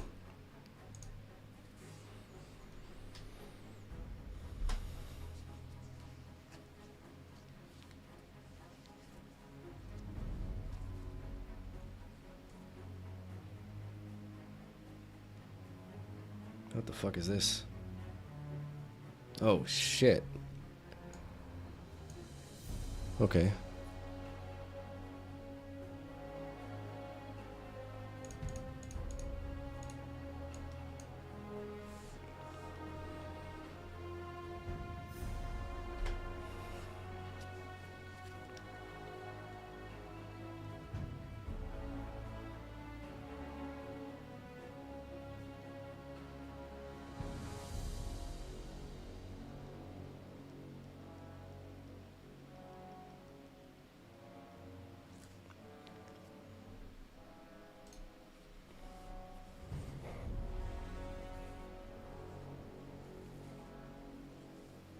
Do I just ignore this dragon?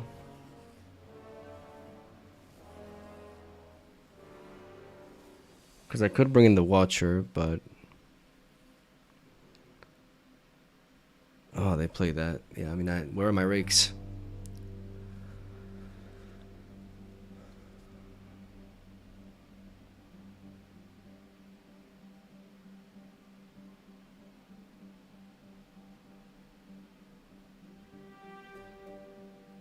So not so fast could be good, okay. So they kind of downsized there.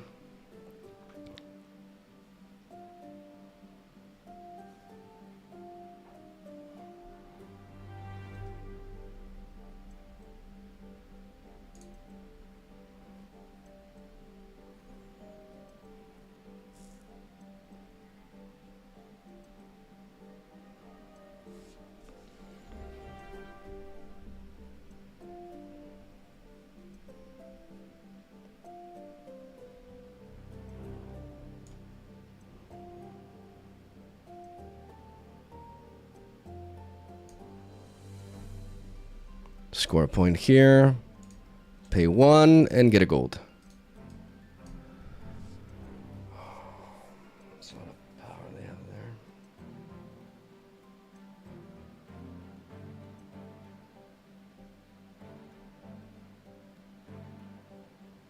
But I have 8 mana, I can do 3, 3, 2, 2. I can't play everything. And I probably need the stuns more. I may need to cycle through my deck a bit.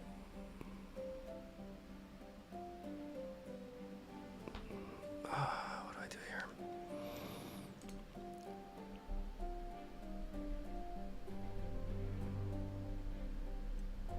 It's a key turn.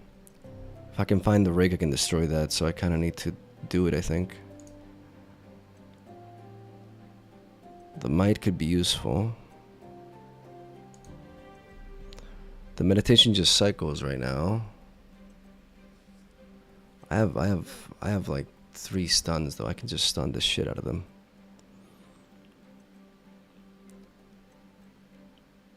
So I kind of want to play the long game here. We find another Sona.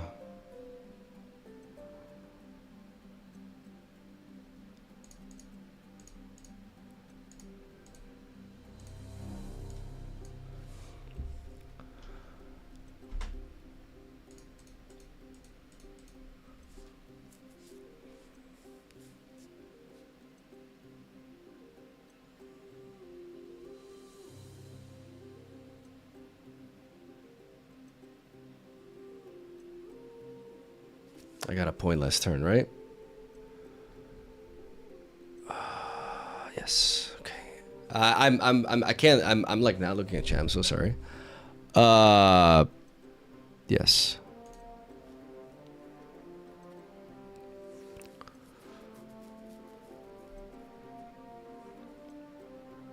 One power. Wait. Wait. What happened?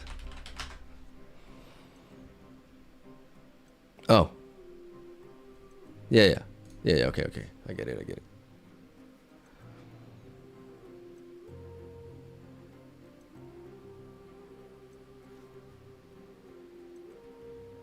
Okay, well that's a problem.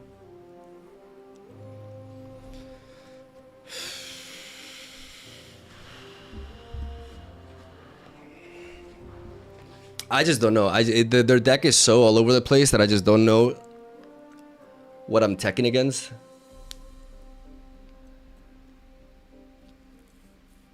Bruh. Okay. I do know that artifact.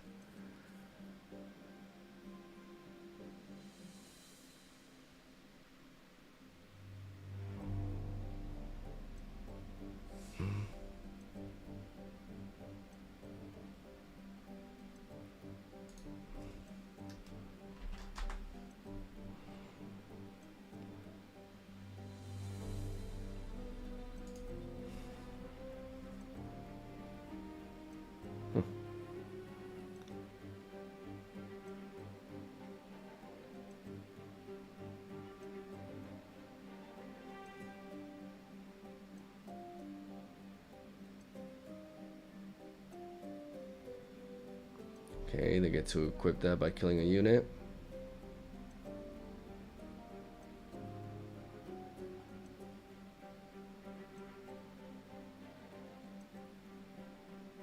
Okay. Yep. I understand this. Like, they draw one and then they put it at the top of their deck or... Oh, fuck. And they're gonna... Is it a dragon? 7. Okay, so...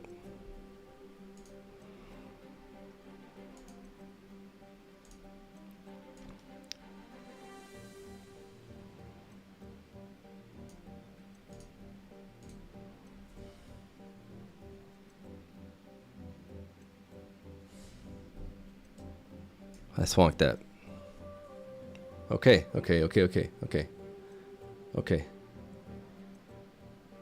Is there a light at the end of the tunnel here?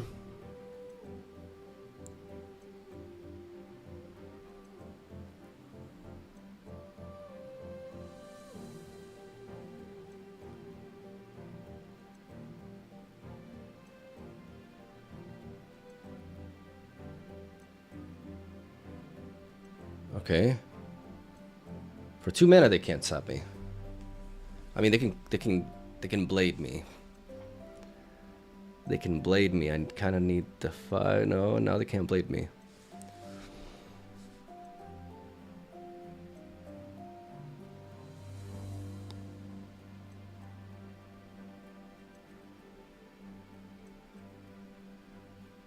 Okay. Now they have no gold? I draw a pickpocket and they ran out of gold? What the fuck? Okay. Whatever.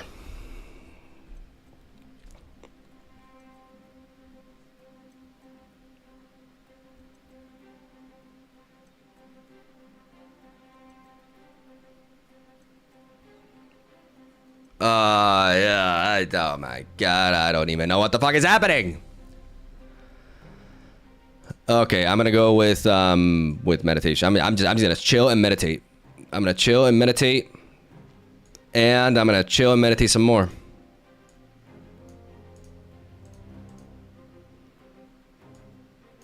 And then I'm gonna play 3. I'm gonna drop you.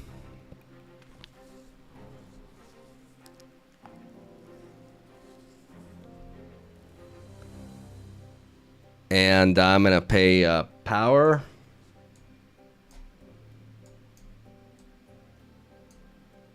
And I'm gonna hide my Emperor's Divide. 1, 2, 3, 4, 5, 6, 7. All of them. All of them.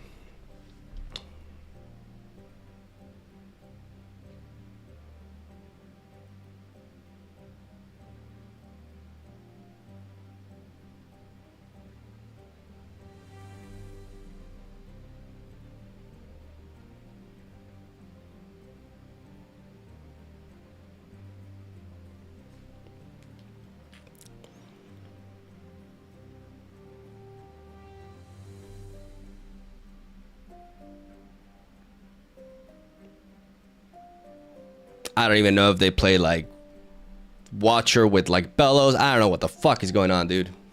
I don't know what I've never faced this phases before, and it's really scary because it's a very greedy deck. And my strategy is a bit passive at times, and I can just let them do whatever the fuck they want. That's a dragon. That's a dragon. And it just ate my Sona, motherfucker.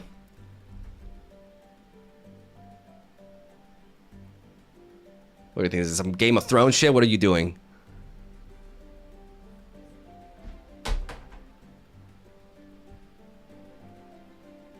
HBO bullshit.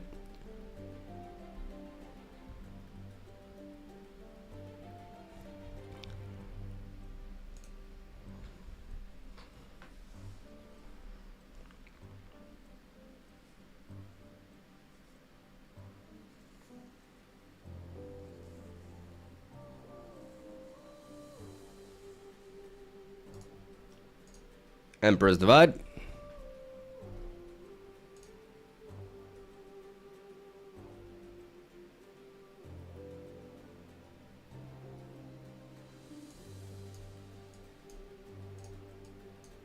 We get the hell out of here. We go here. Double conquer. That's the plan. I don't know how good of a plan it is, but it's a plan. And I think I just drop all the shit.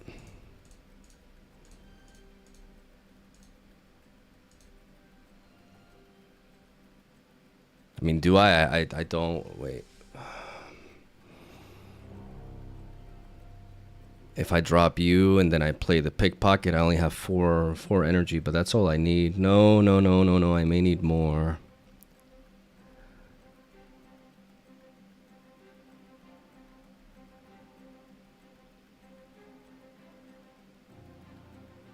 Maybe I just don't play the pickpocket. Because I'd rather just have a big-ass unit here.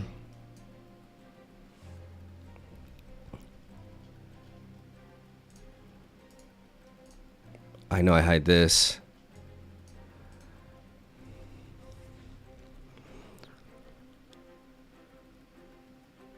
Because I can repeat. Just because I can repeat twice with this, but I don't know. Realistically speaking, like, what's stopping me?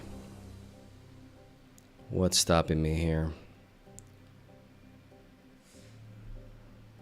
I can't think of a thing, dude. I can't think of a thing that's stopping me from doing this. I mean, yeah, no, I can think of it. Is how vital is this extra unit?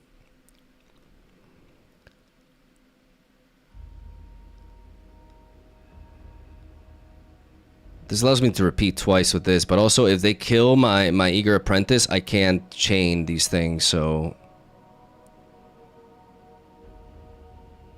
Fuck it. We just go with this.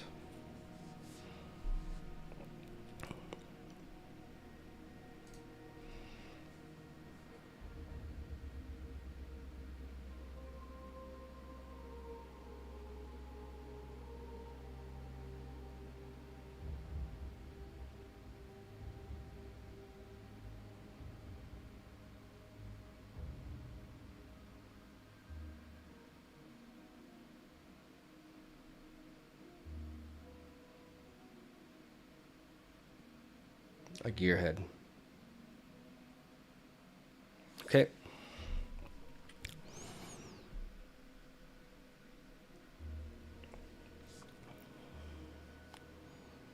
Okay.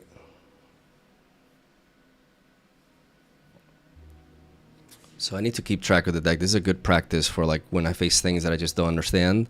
They play Wages of Pain. They play Triple Dragon probably. They play a lot of units. They don't seem to be playing stuff like Singularity. They don't like the not so fast. There's also like no Call to Weak, it seems, because they don't have. I mean, I would be shocked they didn't have it because they have like the Vanguard Captain and stuff, but they don't seem to play it. There's the Vanguard Captain.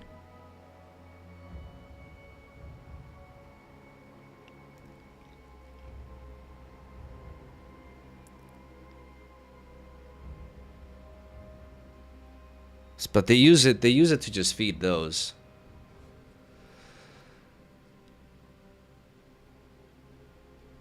Yeah, so it's all about the stuns. I need to like John is essential, the stuns are essential here. I can repeat this Thwonk is golden.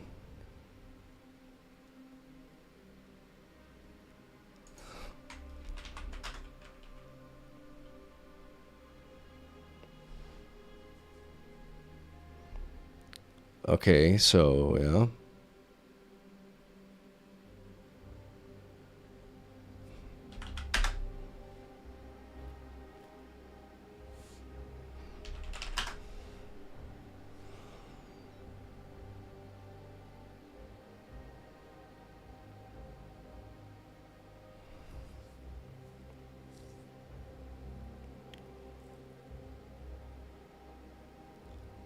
Oh my god.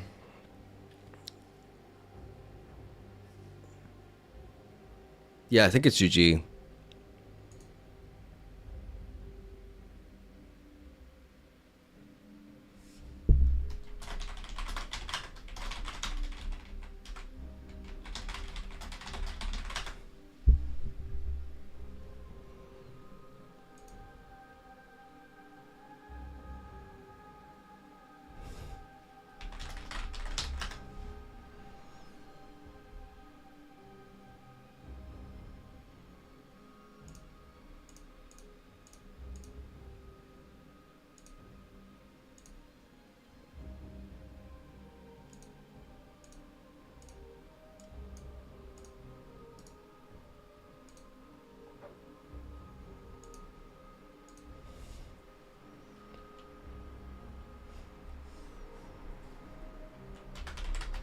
Okay, we won! I still don't know what the fuck is going on, but we won! I feel like we need the not so fast instead of the defies. I didn't see my boy, my homie, the disarming rake.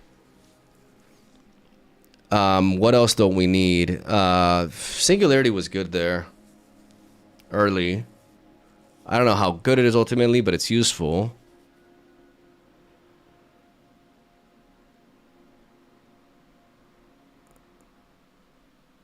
Let's go with this.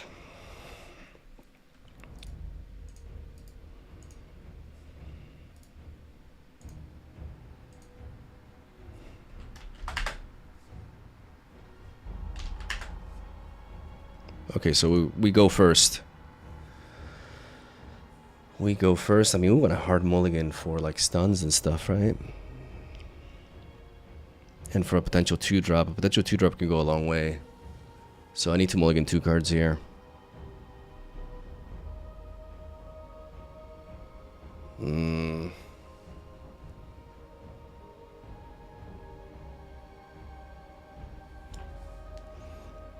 Maybe I'll drop the meditation early and the stupefy.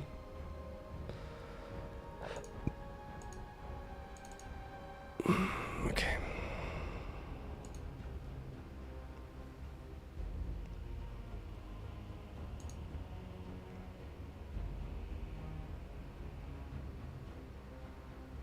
No student. I cry every time.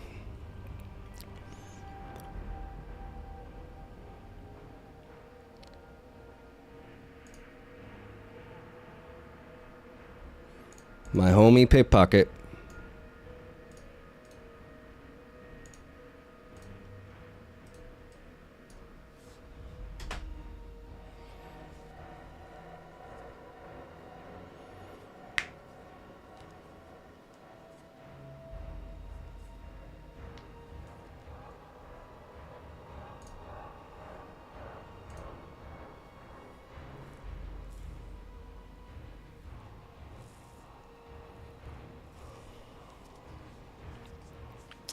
Wages of Pain could be a problem, but running more defies for it. I don't know.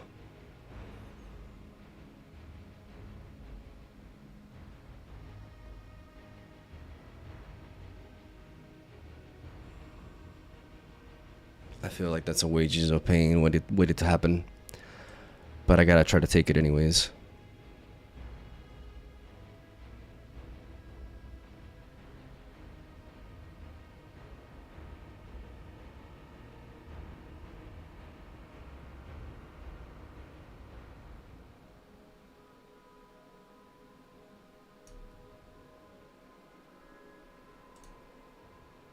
Okay, we did it. We did it. We conquered. Okay, that's huge.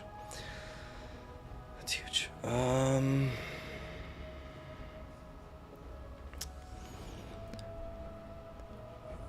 What do we do here?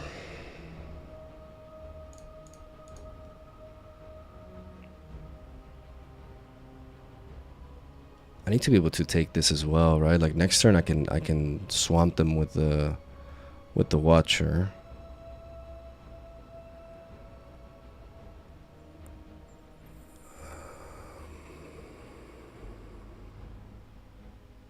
Thinking. I need to think here. So we know what their deck is. We know what they have. I need to. This turn I need to draw. I need to set up a draw. Right now they don't have much gas. I can Watcher and I can apply some serious pressure.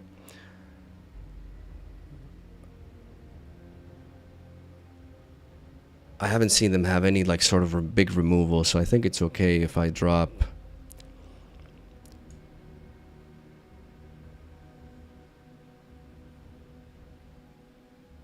Yeah, I need to draw. I need to draw. I need to play you. There's my Sona. Okay.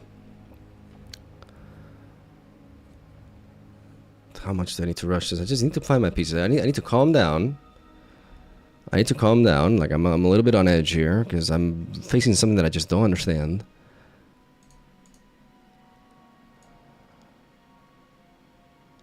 I have Emperor's Divide, so right now we just go with our game plan as usual. We pay the price with the gold.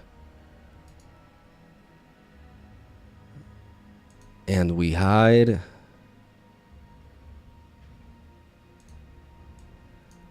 the draw.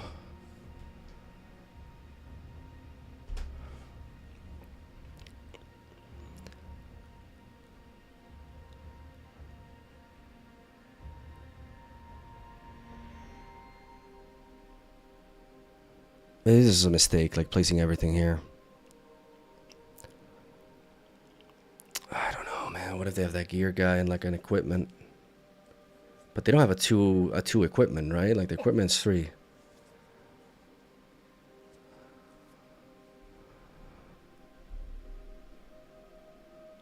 Oh no, they're paying 2.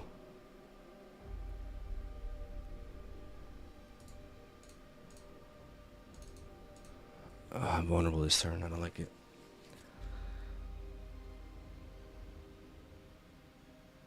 No, but the gear guy needs 1 extra to be ready, right? So he needs 6. Otherwise, that card would be a lot more played.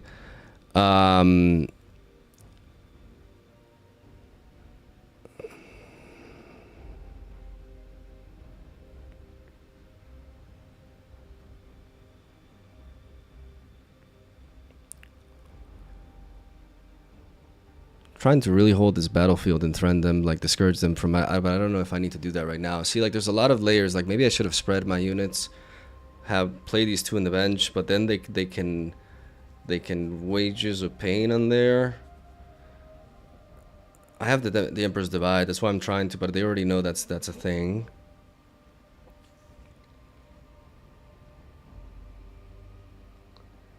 The more they hold, the more gold they get, which is problematic, right? I feel like I'm making a lot of mistakes in this match because I just don't understand. But they know the threat. They understand the threat of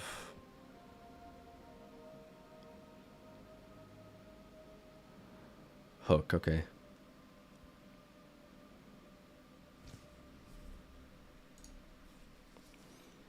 They sack that, they can't get that much, but they could get the Vanguard Captain. They could get the Vanguard Captain. That would be a good pull for them. Or that dude. Oh, that's the combo right there. Oh, we singularity that, right? We have to singularity that.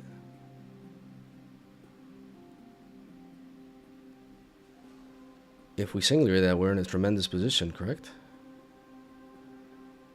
I can't do that in Sona. But I can still have men open for that. Yeah, we singularity that every single second of every instance.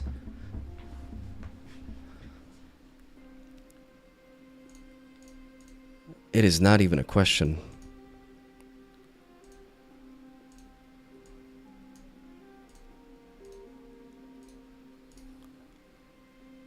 Yes, yes, yes, yes, yes, yes, yes, yes. That thing is terrifying.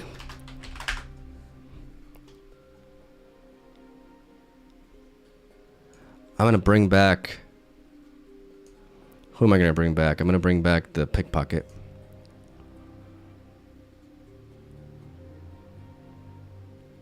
I got a point, right? Did I get a point? Yes. Okay.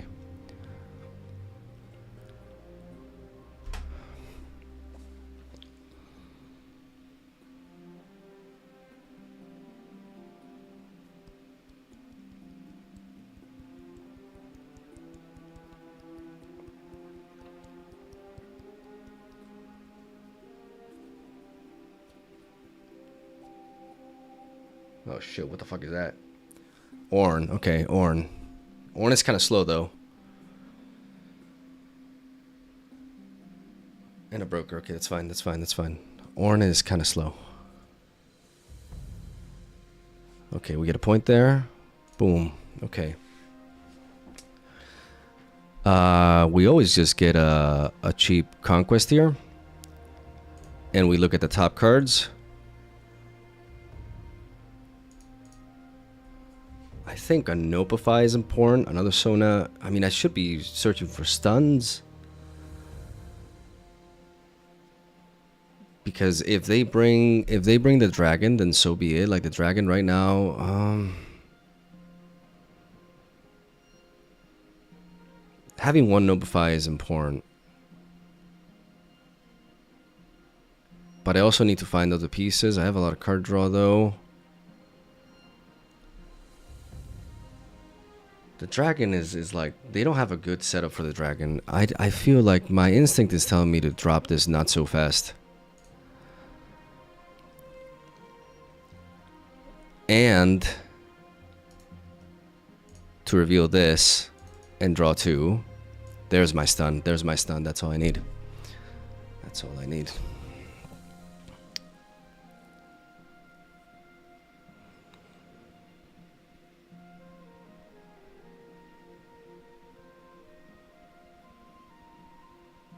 Now, where do I place this? This one can come in on both places. Do I focus on defending both lanes? Can I do that?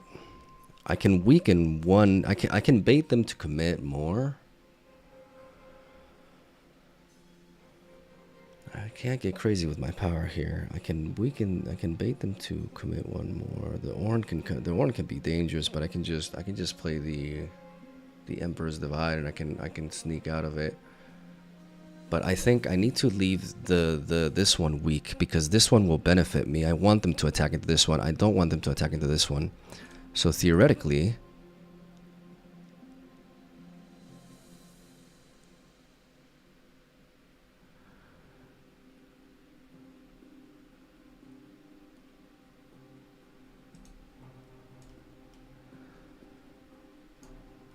I play my Sona here. I drop my student here.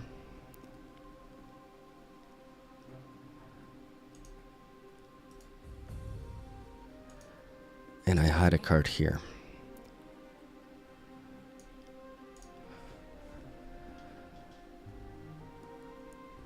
And then I pass. 1, 2, 3, 4. And...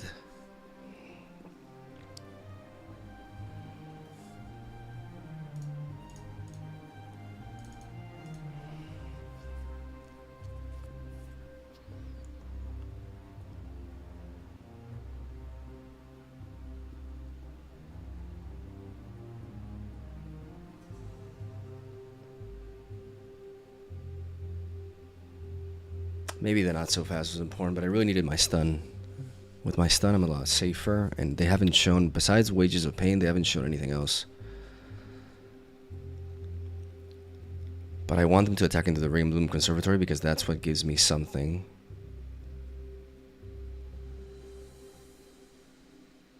And I have more might than you would expect there.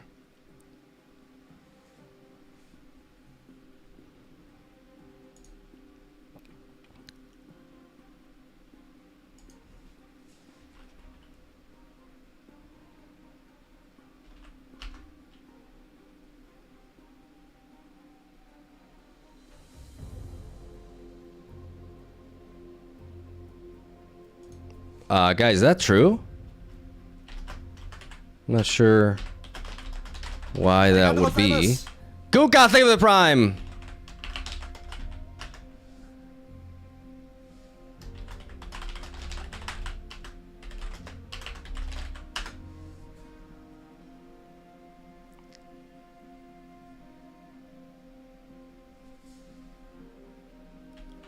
Minari?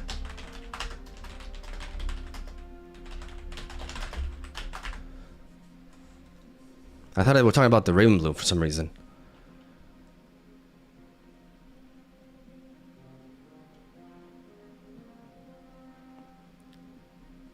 Yeah, she would be unplayable. Like literally unplayable if it were like that. Like you could not play her. Like, oh my god, are you kidding me? She would be so bad. Blue Ahri does trigger it, but the legend, like if the legend did that, then oh my god. Your opponent just attacks you to burn your mana.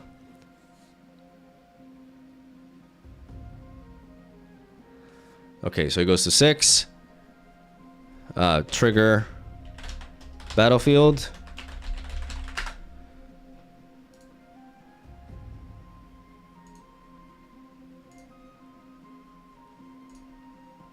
Fuck! God damn it, Simon.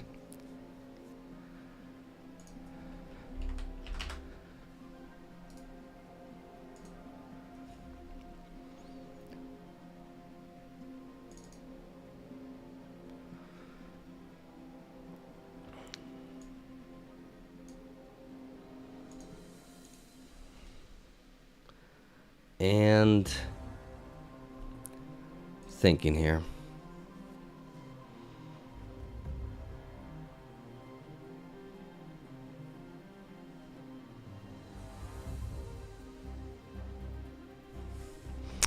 This is kind of crazy. If I draw, I can just play Emperor's Divide. I can just play Emperor's Divide.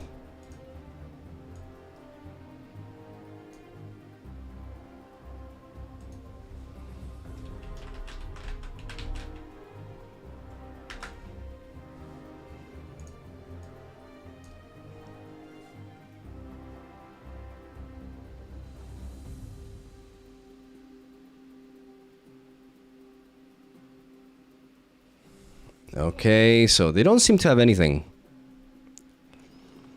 They don't seem to have anything. Do I want to lose my units here? Let's not get greedy. Let's not get greedy.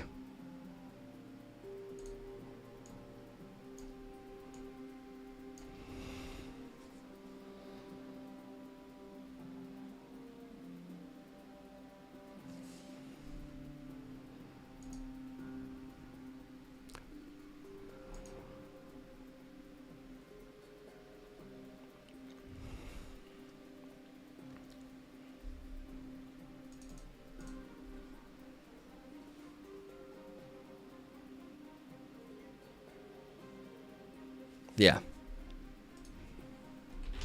You got the pain card, don't you?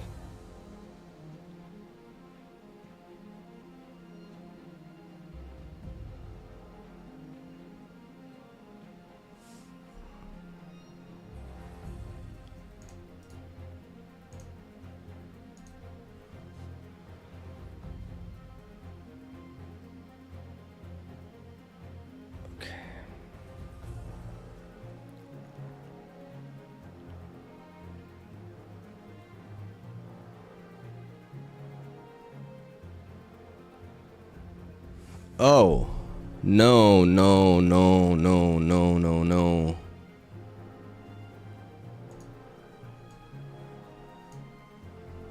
No, no, no, no, no. Not so fast, boy.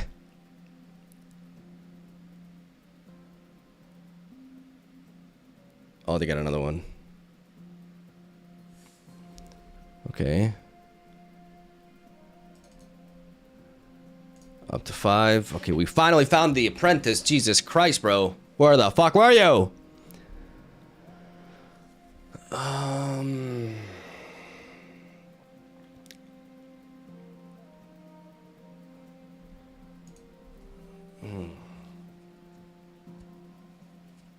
So she can draw a lot of cards next turn, but I can't really reach her now because I don't have another singularity. I'm at 5. I'm at 5. I'm at 5. How do I reach these damn kids? How do I do it? I need to only consume 1 power this turn so I can sign it next turn.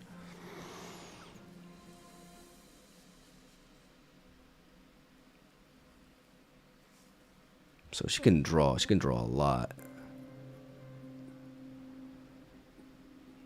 She can draw a lot. I can draw a lot too.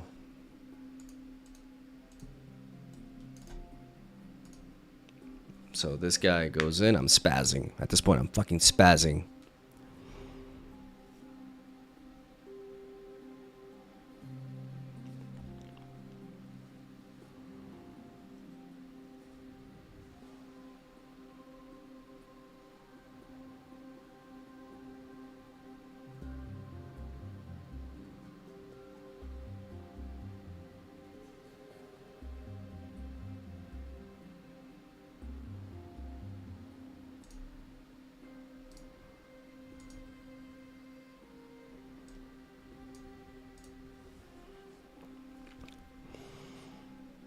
But if I can't say, I need to set up my Emperor's Divide for the last turn, right? Like I just need to hold 2 more turns, but 2 more turns may be asking for a lot.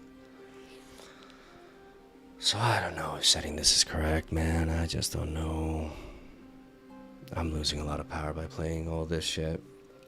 I think I need to play you in the back.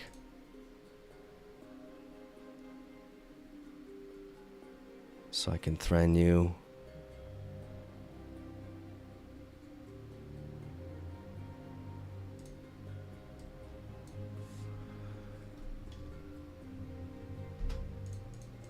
Yeah, this may be a mistake. I'm hungry for cards, but I do technically have all the pieces, but just I really want to set up these draws and play optimally with my tempo.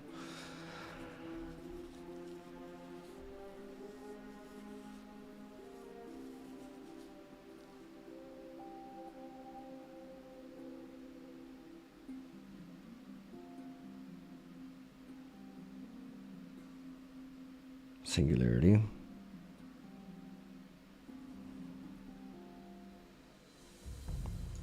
I send my other not so fast to the bottom. I only have 2 of them, so I can't counter them. So drawing now is a mistake. So I'm just gonna let that happen. So they do play it.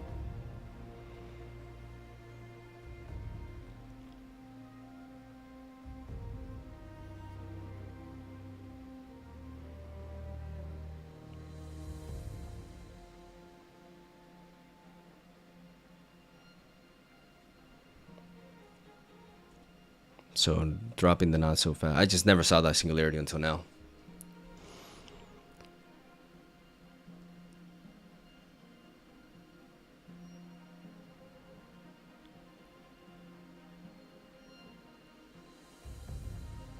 Vanguard Captain.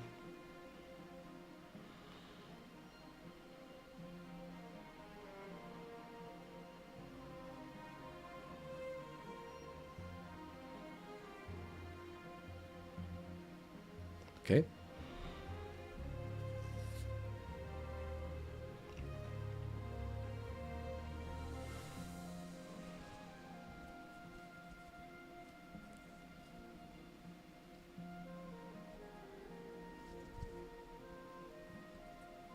Well, I'm gonna need my stuns.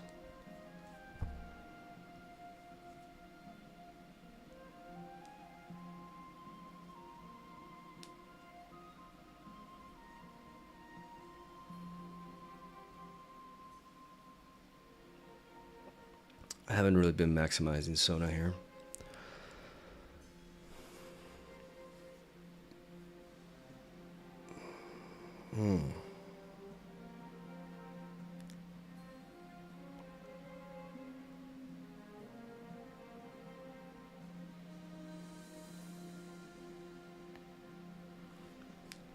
Okay, but I got the student.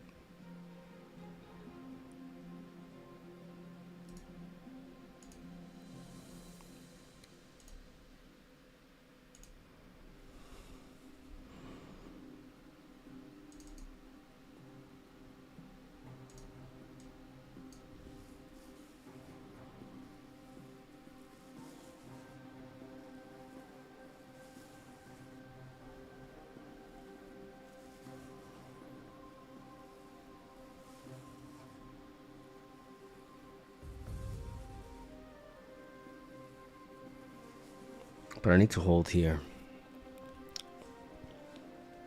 I need to hold here. So I think I need to do a full pivot and just play that shit again. No, but if I bring in this guy there, then he can die.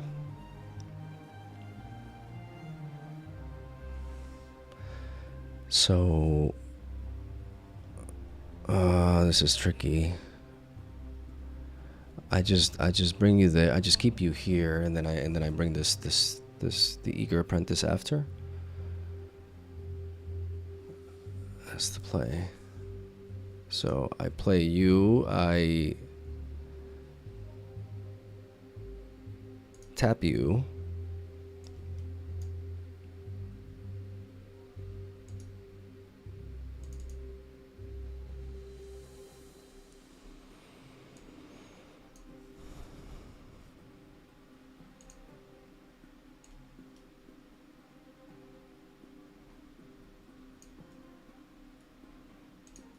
Okay, so I need to have enough mana afterwards.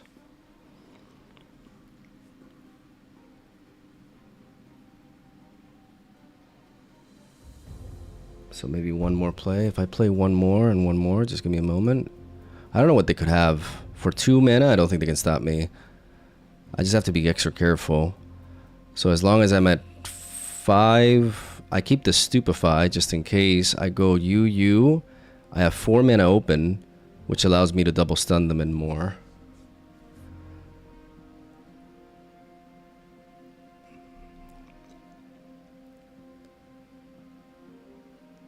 But if I chain too much, then I'm in trouble, right? There's nothing they should be able to do to stop me here, so I'm just going to go with this.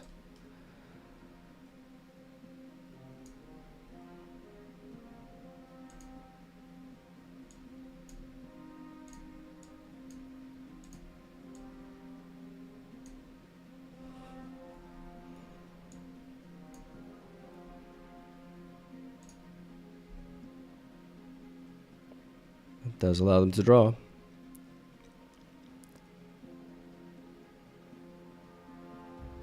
Nice. And now I bring in the student back, the Eager Apprentice. Okay, now let's think. We have 5. We have a lot of ways to just... If I play the pickpocket, that's a mistake.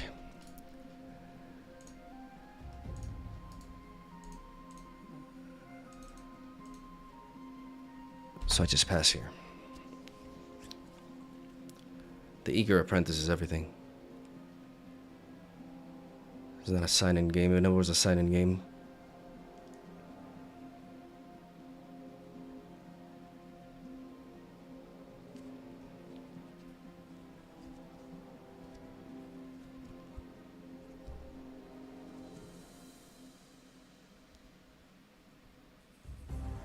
There it is. There it is. He's coming. That asshole is coming. But I think this is the play. I think we just we allocated our defenses right. Oh, interesting. Interesting. 6. Yes.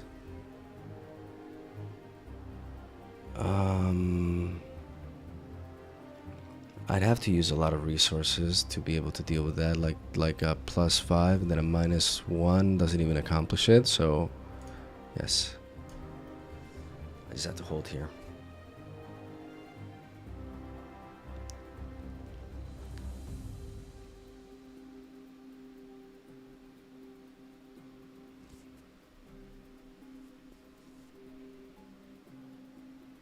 Oh, the problem is they get to sack that with... Now their gold gives mana shit.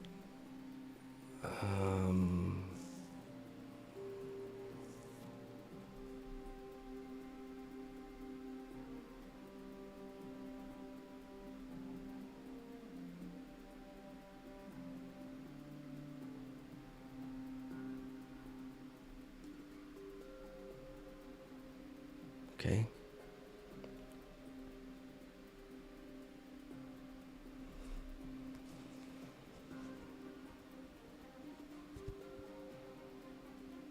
Oh, fuck me, dude. Oh, fuck me.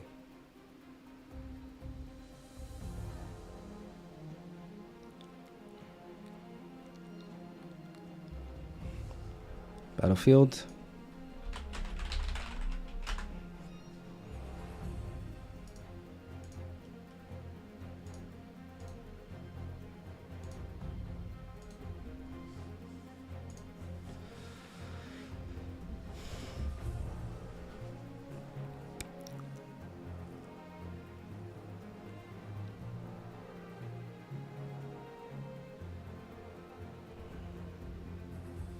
How many thwongs have I played? I played 0, right? I just need another one to be able to withstand the attack of the last one. They have 2 attacks here. It's the only way I can win.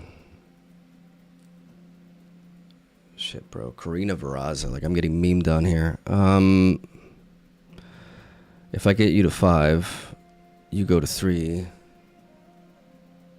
And if I stun that, I need to find the stun.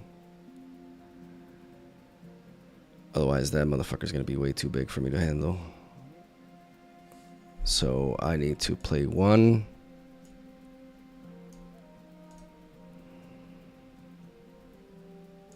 I have 3 chances to draw into it. Shit. Get you to 5 and get you to 3. And then I need to stupefy.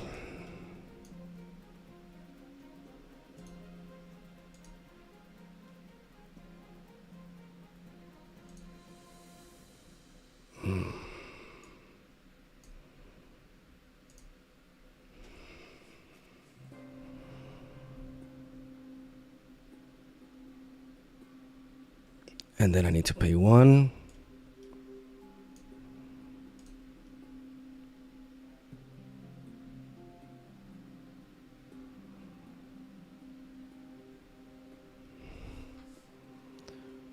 If they kill the student, I can play 2 spells.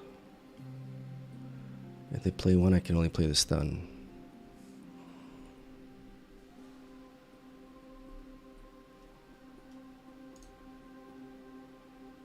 So if I get this, I get you to 5. I can continue to climb with this. If they kill the...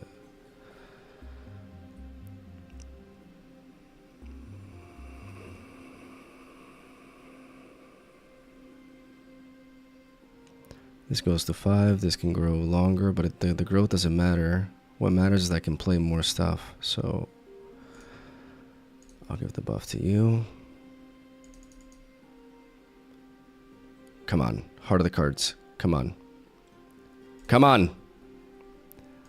Oh shit. Okay. So I should have buffed in case I drew into another discipline. I should have buffed there.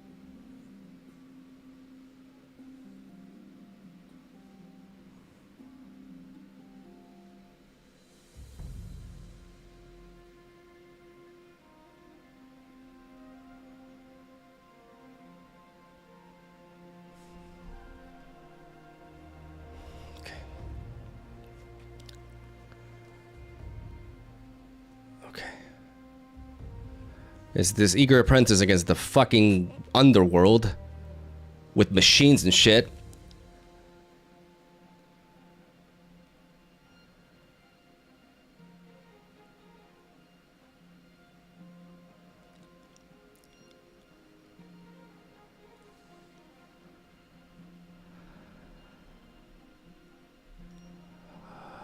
They're doing everything. Okay. Wait. Trigger?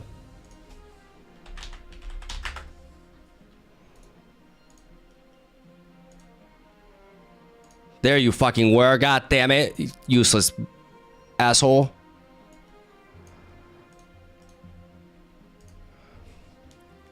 Thwonk.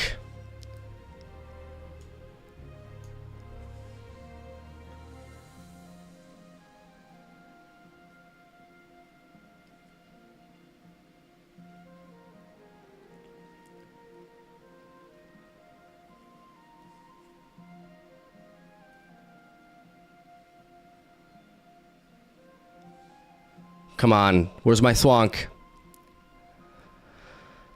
I can technically trigger.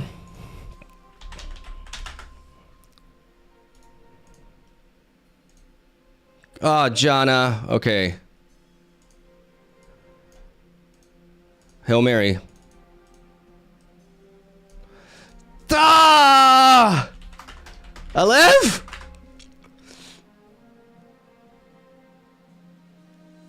Let's go! Let's go!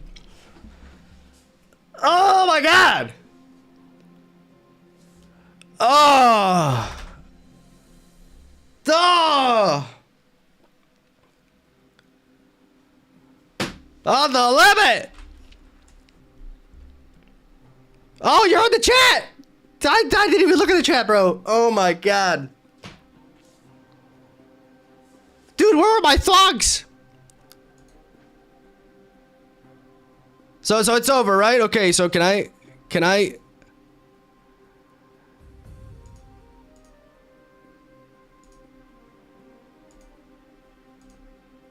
There it was! God damn it, bro. Back to back, bottom of my decks. Oh. My thwonks, man. Hope you like my Renata One Punch, man. I just didn't know what you were doing, dude. I just didn't know what you played. Like, I didn't know if I needed to sub in counter spells because I didn't see a single singularity in the first two games. And then you just singularity me out of nowhere, and I just didn't know. I knew I needed stuns. But your deck was so, like, I just did not... I'd never faced it. Like, I never faced anything like this. I faced Renata in the past, but she was very different than this. Like, this card I never saw. Spicy as hell, dude. I just did not know what to play around. Oh my god, bro, that felt like forever.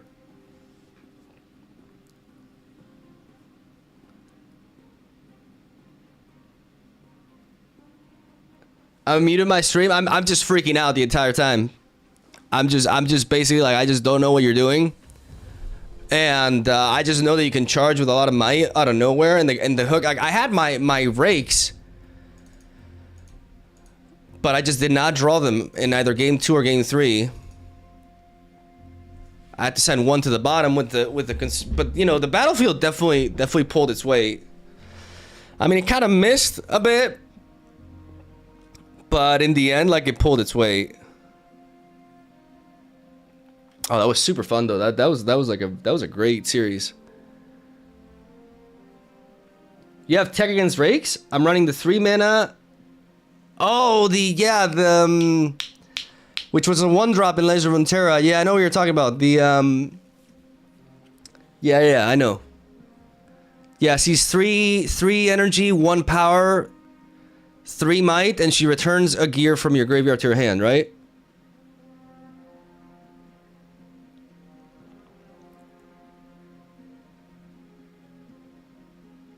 This is a best of 3 series. This is a full best of 3 series. I got blown out the first game because I just did not expect that. Long time hat trick. Hi, oh my god, bro, how you doing? I need a breather. Yes, because in that deck I cannot afford to lose my bow trick. Your Blade of the Rune King. Oh, it's such a creative deck build though, man. It's so creative. Like it's so many cards that I think, you know, are just basically not played ever. Like Premonition, the Gearhead, Karina Varaza, like it's very creative stuff, dude. I understand now, like but it's so, it's kind of like really convoluted, like all the synergies that go on. You know, you have the baited hook, you have the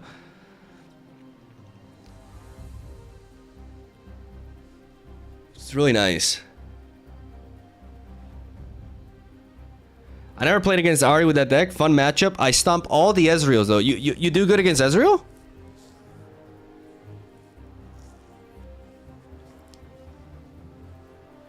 It's 6 months that I waited to try Riftbound. Yeah, it's been a while.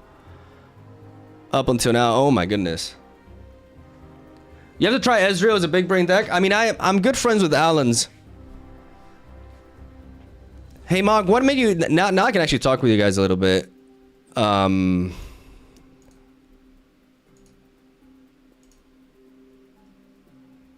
Because I just been so, like, I just cannot multitask. Like, I'm so absorbed in the game. I can't look at chat and then think about my plays. Like, otherwise I'm gonna rope the hell out of my opponents. Like, that's why I don't look at chat too much in the game, because I don't want that to happen. Can I be here? I mean, I'm kind of like in the middle here.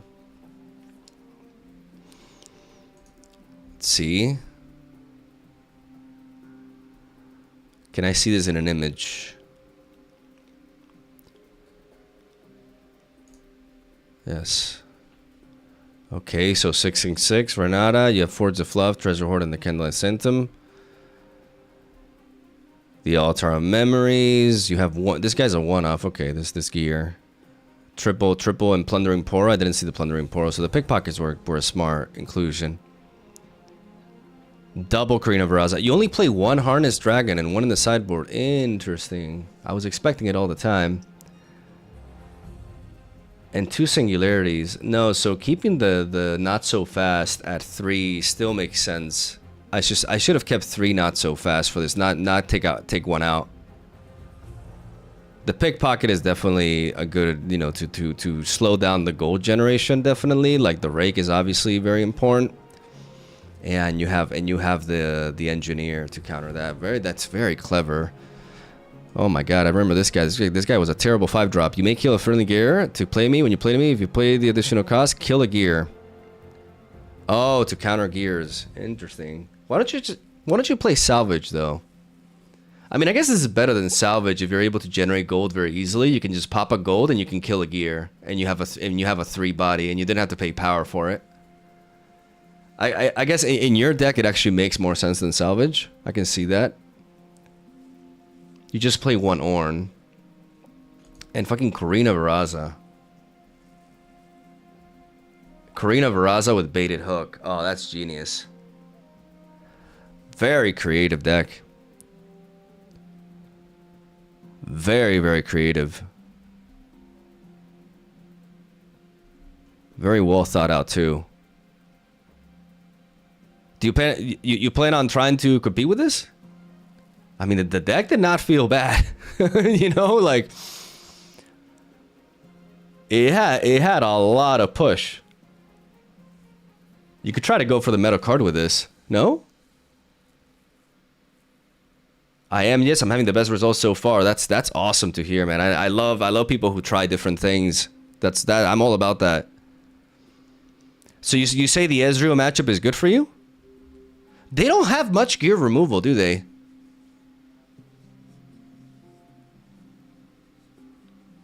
Legion, long time no see. I was waiting so long for this. Pokemon is not for me, but lunch break was fun to try.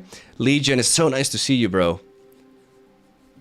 Brings me back to Legend of Runeterra days. Riftbound is crack. Riftbound is actual crack, dude. It's ridiculous. This game is ridiculous. What do you think of my Ahri deck, by the way? I put a lot of thought. Let me. I don't know if I shared it. Like, if you saw like my presentation for it. I've been working on a week, like a whole week on this deck, and I'm really happy with it. I can actually beat Irelia with this. Oh, the camera.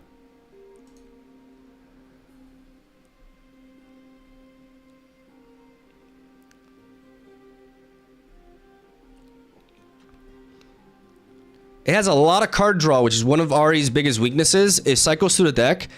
I think Emperor's Divide and Thousand-Tailed Watcher is a very powerful combo. And the Thwonks play really well into Draven. I think my worst matchups are perhaps are definitely Ezreal, Kai'Sa, and Irelia though. I think I can tech for Kai'Sa though, because I have a lot of counter spells, so I feel confident in being able to win against Kai'Sa with the counter spells. I think if I tune it right for that. Irelia, I have a positive win rate against Irelia, but against random people, obviously, so it's not, you know, but like it's not unwinnable because the Thonks, people say it's unwinnable, but the Thonks actually put in a lot of work there, and the Emperor Device as well. And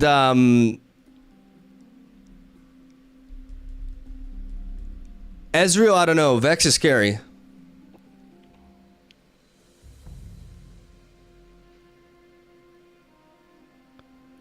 Worst matchups. Yeah, no, but I'm trying to make those matchups better. I mean, I think Kai'Sa, I can tune it to beat it. And I just have to learn how to play against it. I think against Kai'Sa, I just have to be a bit more patient and not overcommit early. And I can potentially outdraw her, I think. And if I play something like Dr. Mundo in the sideboard, like I could have a solid game against her. Irelia, I've managed to, like, I stun her again and again, like, and I can outpace that.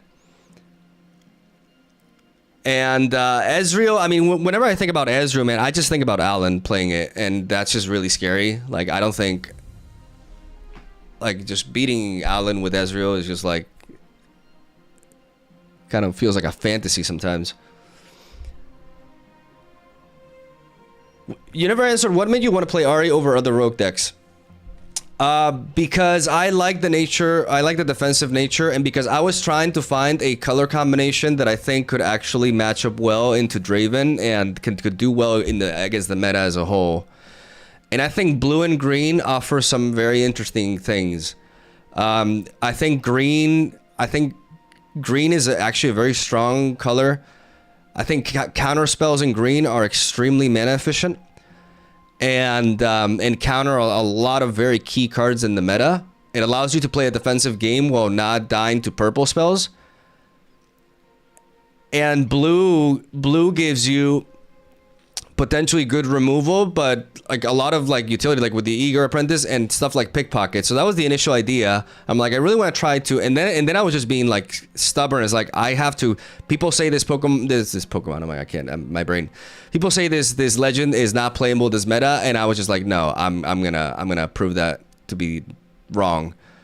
So I put a lot of time into this, but my piloting is still just kind of like it's still I know I can pilot this deck a lot better.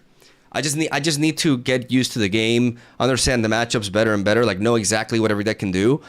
And I know there's the sequences with this deck, because you don't have every game you don't have to just go in and hold massively one lane. You can spread your units, you can hold just enough, you can use Emperor's Divides early to get some points, some cheeky points, and then go for one final swing.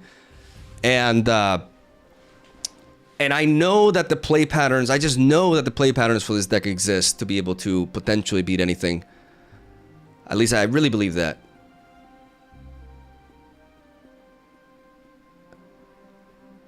Arigatou gozaimasu! Will you make YouTube content with Riftbound?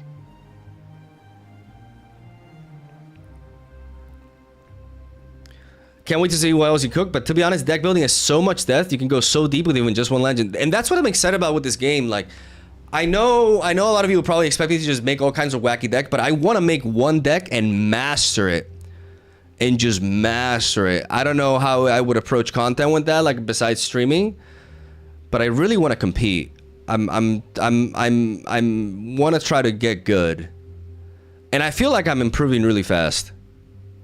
Like I have like yesterday I recorded a bunch of games yesterday.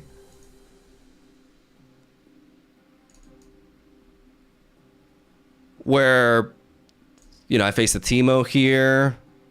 I faced Irelia here, but they actually, you know, I was in a position, I was like really thinking, okay, what do I do here? Like I have the stuns and stuff, but then I just took a lot of time and then they just disconnected on me.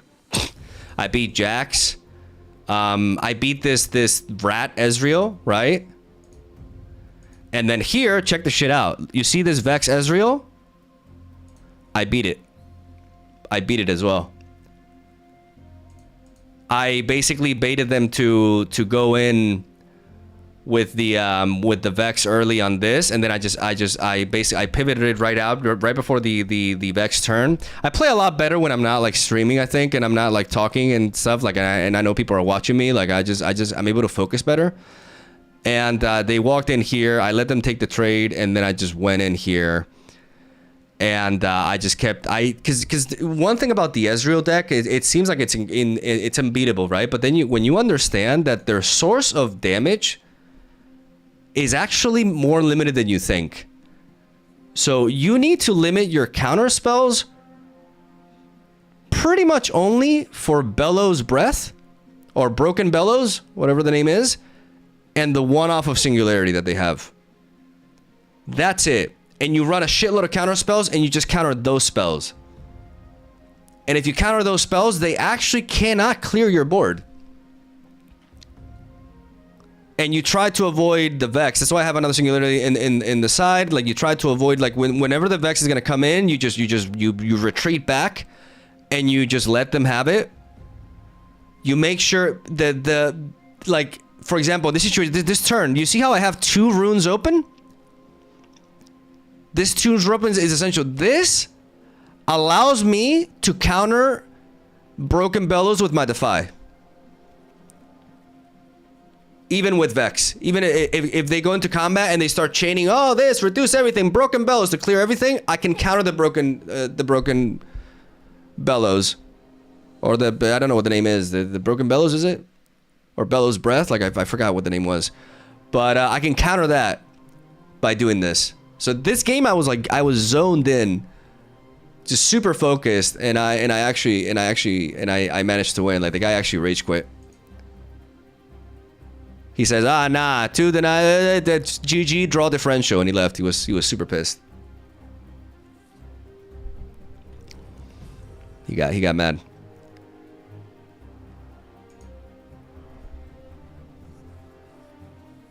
I can show the Renata deck, yeah. I did the same thing with Victor. I'm mastering that deck with I played over 300 games with Victor alone.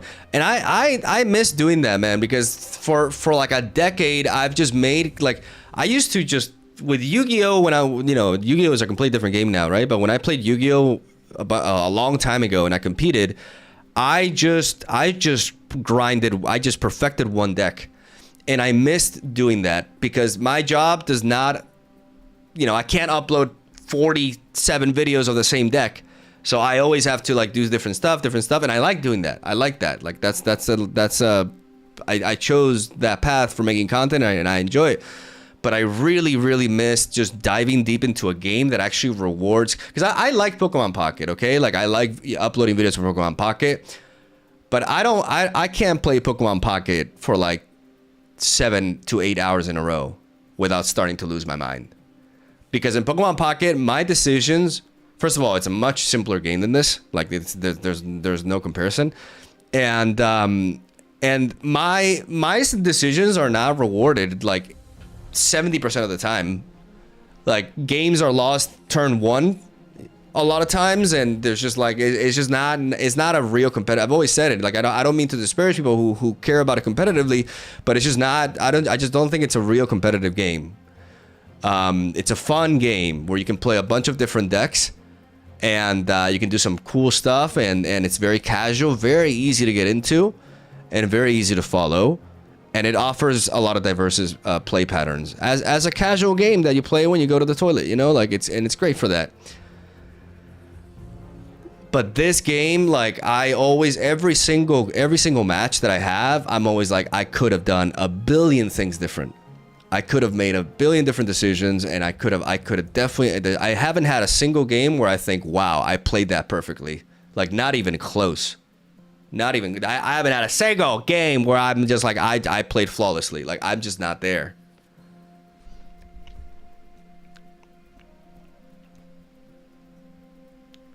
So, and I just love that.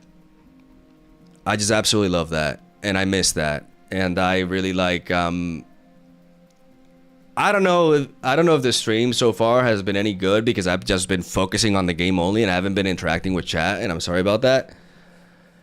But you guys understand that I'm just not at the level where I can do that. Like I can multitask like that. Like I just can't do that. To be honest, sometimes when you were creating lore for a lot of the decks, I'd enjoy it if you would showcase them a little more. Shermie's Maj. Why Shermie Maj? What did I do? Where's the best place to learn Riftbound? Honestly, finding a local shop, and playing. I want to have dinner soon. It's only 7:30. Okay, but I noted. I played one local. I played one locals here in Poland. I was 3 days into the game. I played a Fiora deck, not the baited hook version, which is better, but the regular version, which is a bit too fair, right? So I played Riftbound for 3 days. I went to a locals. I played Fiora, and I went 2-2. I lost 2 games to the time because I was so slow. Like I just didn't know what was going on. I didn't know what, like I just didn't know what to play around. I didn't know. So I had some information because in those 3 days I went all in, right? Like I just studied as much as I could, but it was just so much information that I just.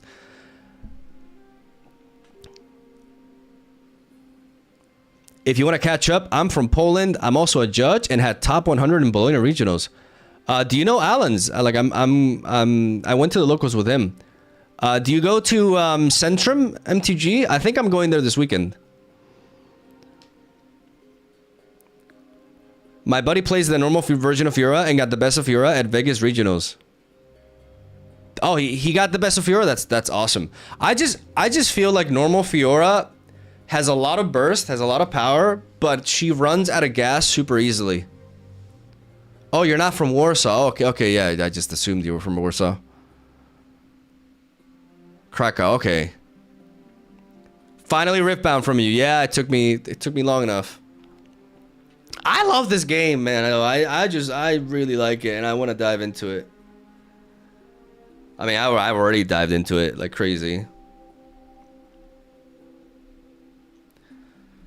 So this is the deck. Yes, this is the archetype that I chose. And I want to make it the best that it can be.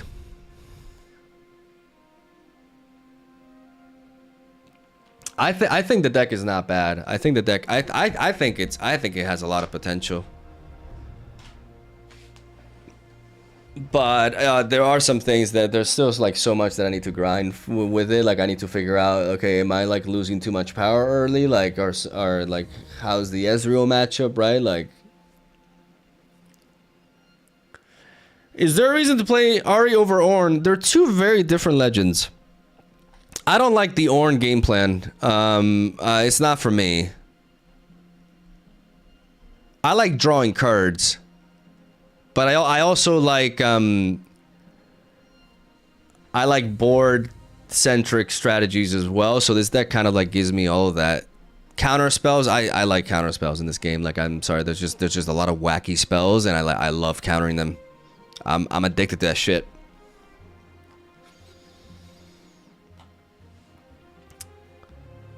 Just find a store people play and learn there. Yeah, exactly.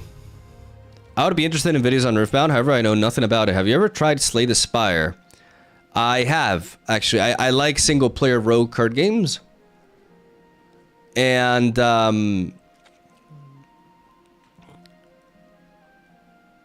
my favorite is Griftlands. The problem that I have with Slay the Spire is that it's pure gameplay. And I like my card games to have a little bit more than that. Like, I like, you know, I like the cards to look nice, you know, like I like the characters to look cool. Like I do think that's important. And I feel like Slay the Spire delivers like zero lore. There's like no lore. It's just pure gameplay and stuff. And I really liked Griftlands because it was great gameplay mixed in with actual really interesting storytelling. So I like that.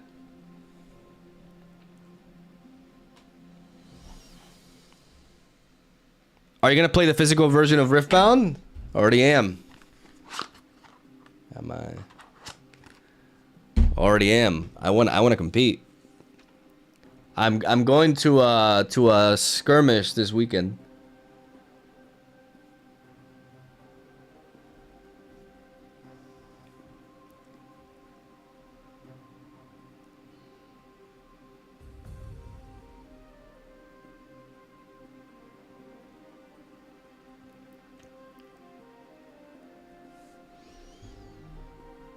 Been replaying the Ionia one for a while.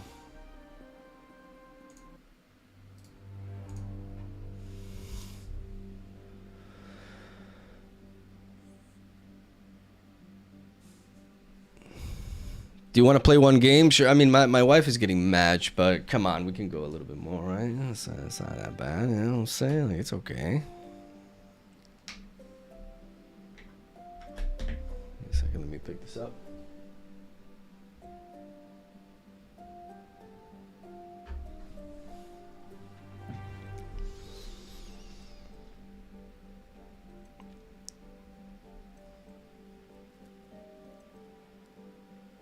I will play Ahri if I can get all the cards. Hopefully I can.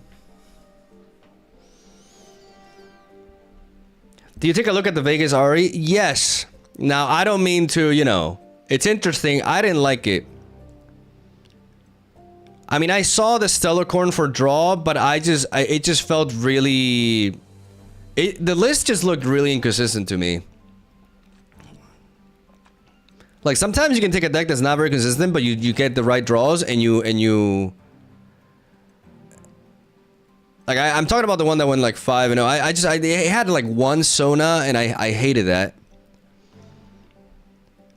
I didn't like the list. I looked at it and I'm like I just don't see what this deck is doing. That I didn't like it.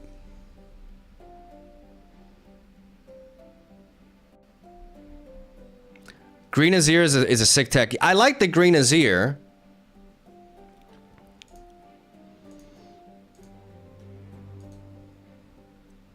Okay, Kaisa, this is a good test. This is a good test. I feel like I'm gonna get destroyed here, but good test here. Okay, let's go. Reveal. Do I want to go first or second against Kaisa? They can accelerate with that if they go first. I'm gonna go second. I'm gonna stick to my game plan. Okay, we have the Consult the Past. We have the Eager Apprentice. I think the Stupefy we can drop. We need counter spells.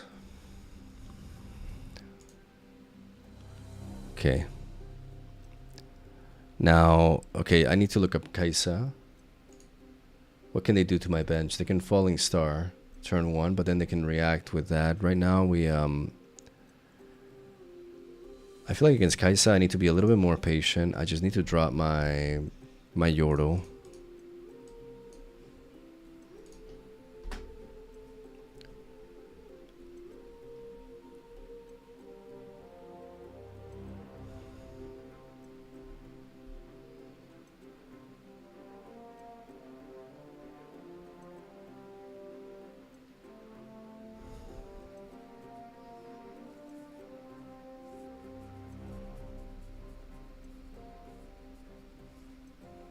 I don't know why they play this on Warrens, though. I'm not sure why that's a thing. 4. What is 4? Kaisa there, okay.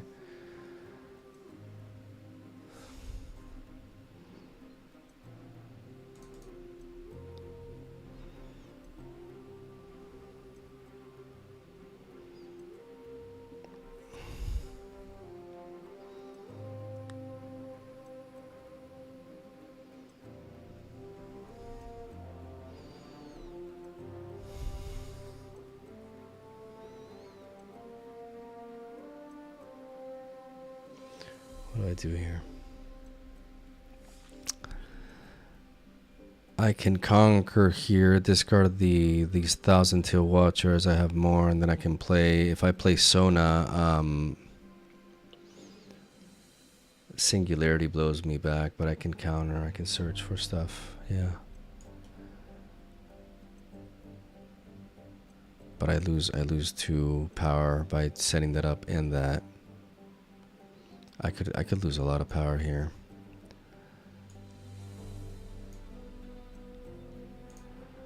I'm gonna discard. This is the Zon Warrens, right? 1,000 Tailed Watcher, draw into a stun. Otherwise, I could just play the Eager Apprentice.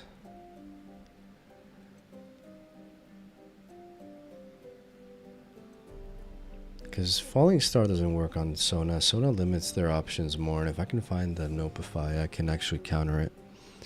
And then I'm in a good position, so I think I just do this into this, and then I do this into this. And I untap it. It makes me lose a lot here.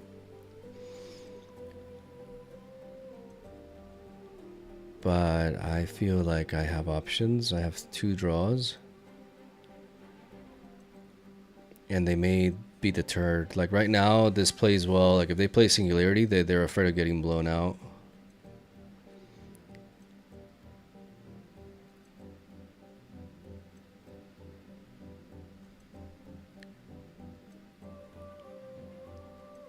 Minotaur Reckoner. Interesting. Interesting inclusion. Yeah, that kind of locks me in. How big of a problem is that?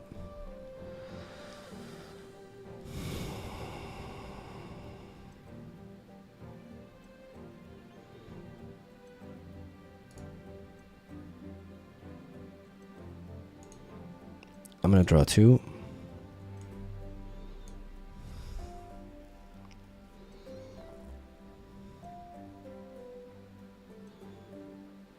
I can always Singularity this later and build up for another sign in later. I think right now I just need to make sure that no matter what, I can hold this. And the key centerpiece is here.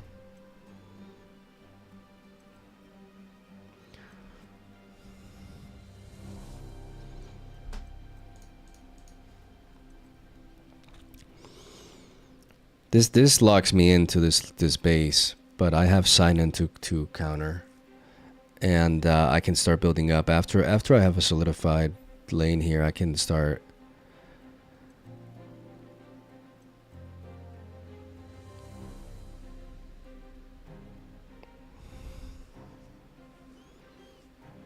I can start building up in the bench, and I can start threatening them over there.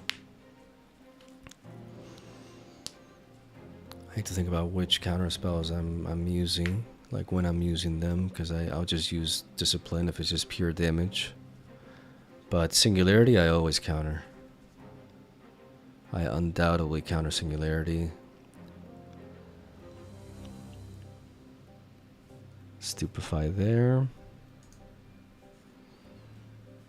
Broken Space Bellows I counter 1000%. Or do I?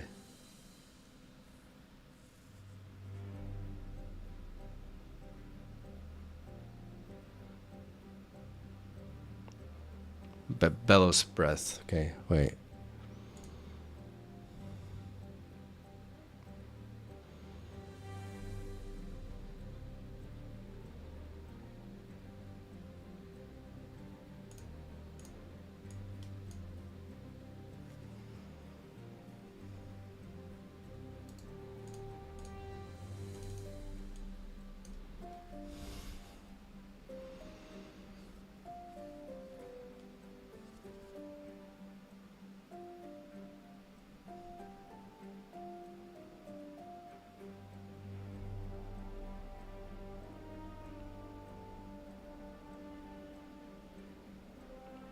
Falling Star.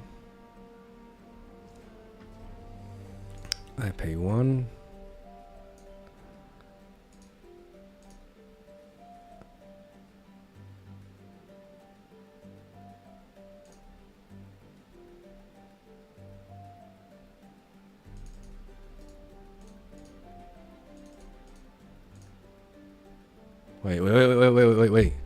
Wait. Chain.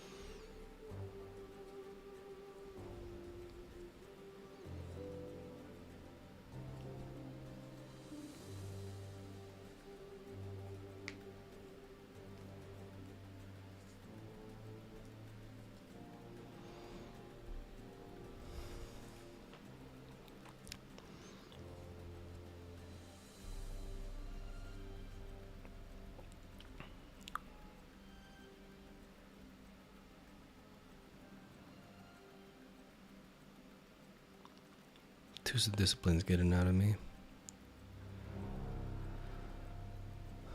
Okay.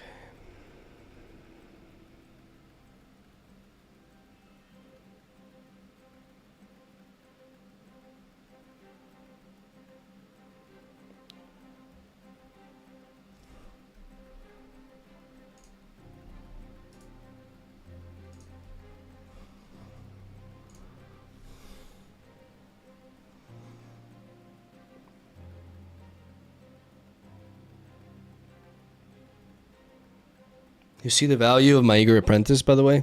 You see how crazy it is?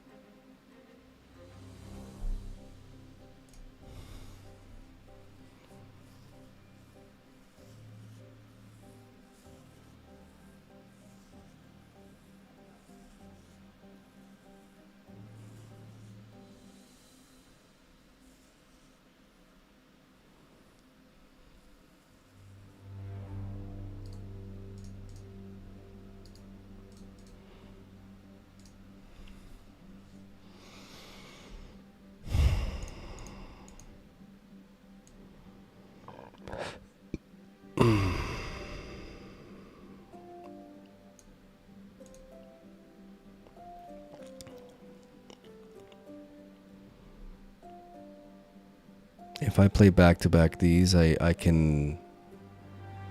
I think it's time to play Ahri.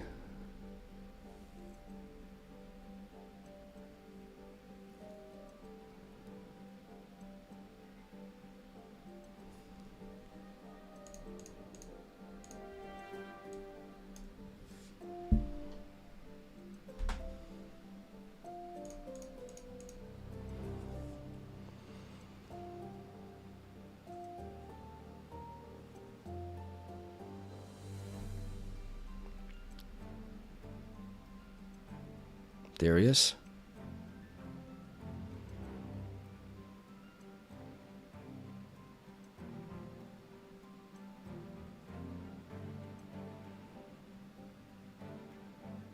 Okay.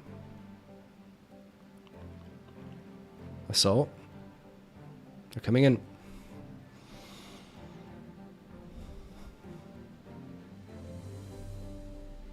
They're going in. And we're ready for that.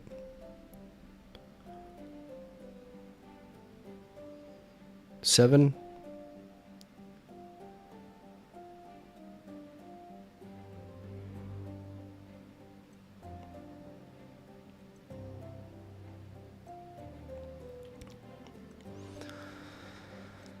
Okay.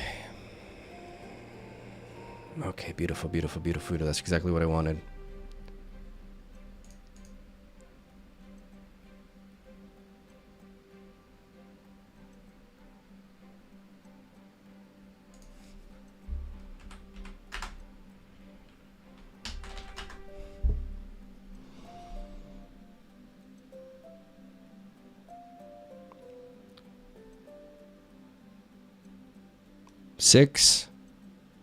Six, and 4 here.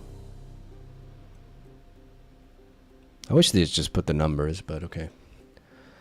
Okay, so 4, 10, 16 might versus my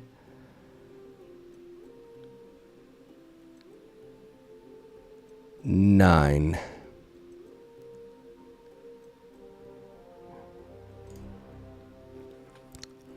So if this attacks, then they can't break through with that.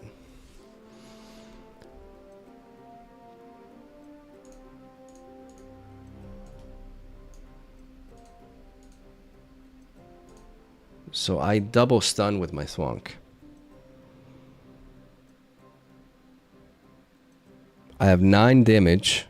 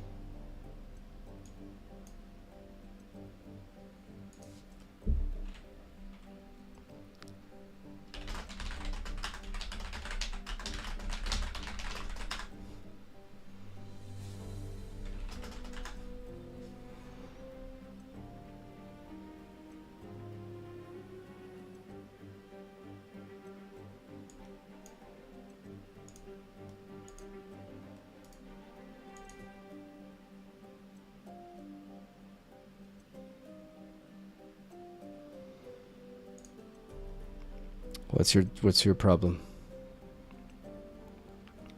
Maybe I need to make my camera a little bit smaller.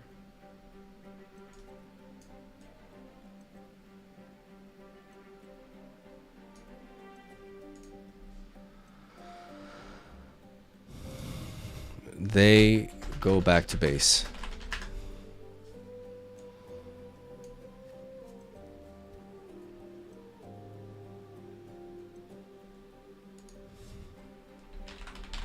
stunned.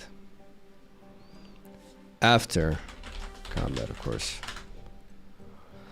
So I think I actually killed the Reckoner. I think I definitely killed the Reckoner. I can preserve the Thwomp for later.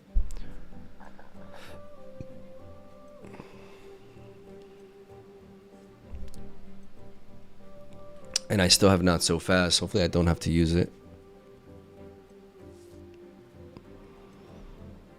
Because this is 6, this is 6, this is 4. So I can only kill 1 unit. Yes. No. In battlefield.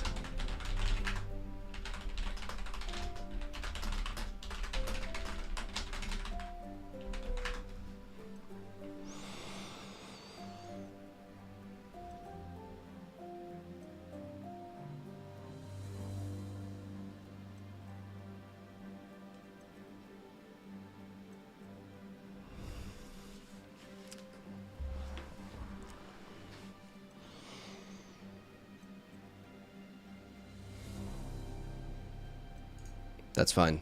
It's completely fine. I don't want to kill that anyways.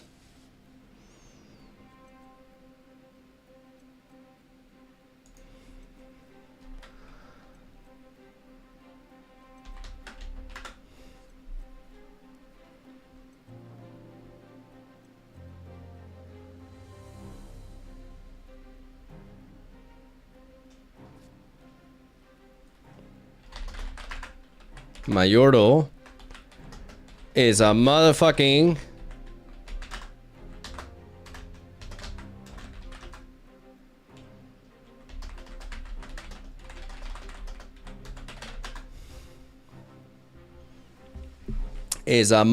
tank. He protect.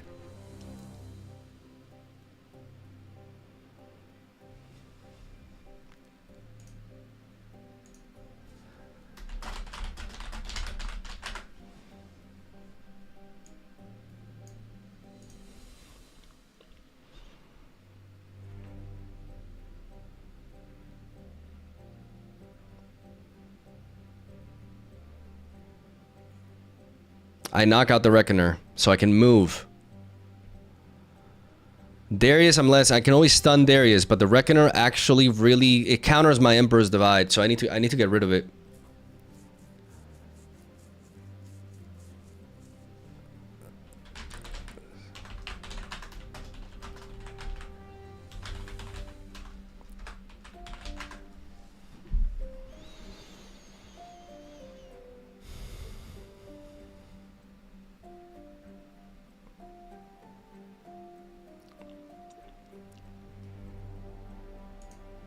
I got that meditation. That meditation is sick.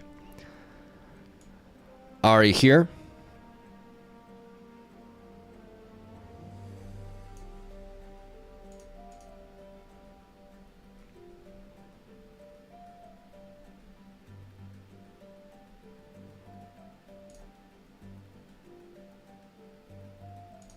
Point. Okay, now we're cooking. Ladies and gentlemen, now we are cooking! I'm gonna pay 1. I'm gonna tap my Sona, and I'm gonna play Meditation. Draw 2. That's a singularity right there that I can wait. I can wait on. I need to build up this board. I'm gonna build up an Invincible. They're not gonna be able to break through this with this Not So Fast. I need to keep drawing, though. I need to draw like a madman. Okay, so this Darius and Kaisa come in. They just attack something. I need to be able to have enough might to be able to threaten them both. I have 7 here. That allows me to KO Darius. I have 5 there. So I put the Yordle there.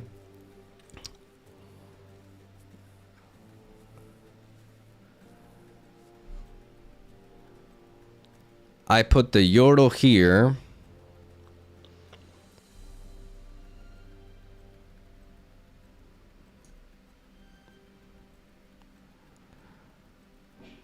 Okay.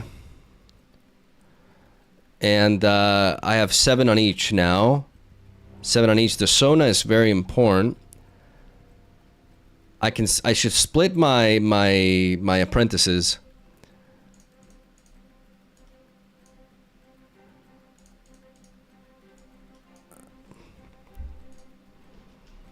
Oh, beautiful. Oh, beautiful. Beautiful. And now I have 4. Double hold. Double motherfucking hold. That recall was a mistake. I was never gonna kill your Kaisa. I don't give a fuck about your Kaisa.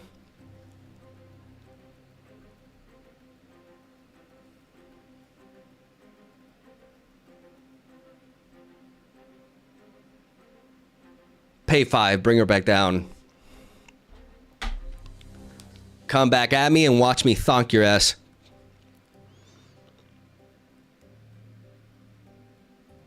I got 2 tanks, 1 on each length, so Kaisa alone.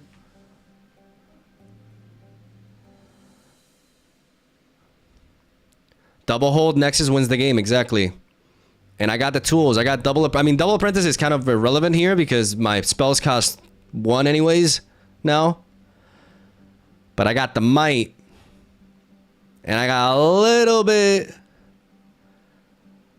more potential resilience. Oh, what the fuck is that? That's a singularity. No, I'm gonna counter that. You're done. What the fuck is that? That's a lot. No, that's an Acathian. That's an Acathian. No, that's a Watcher. Oh my god, that's a Watcher. Okay. I'm ready for that. That's not a problem. That's why you can't sub out the Thonks against Kaisa, because they still play Watcher. I mean, this is a different version of Kaisa. It's more like a hybrid.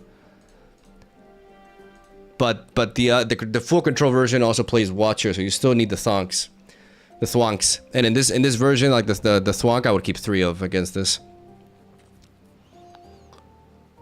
Repeated Thwonk cost 2? No, that's not correct. Eager Apprentice. Eager Apprentice does not affect the repeat cost. Right?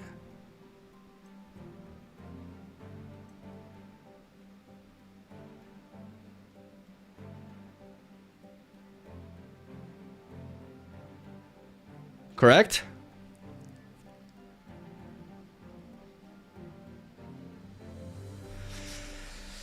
Okay, I'm thinking here. Because I need a mana open for a Bellows. I think I have to stun this one. Because then the Darius comes in. And I take away 2, 4. And I buff and I can clear it. With a buff. So I stun this one.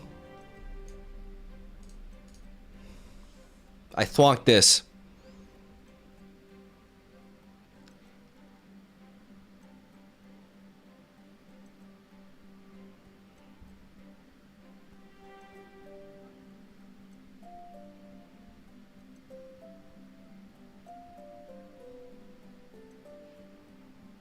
If I can get a Nopify, I can singularity their ass, man. And it will be beautiful. I have no students, so I can't counter this Watcher. And now they go in with this asshole. Pass.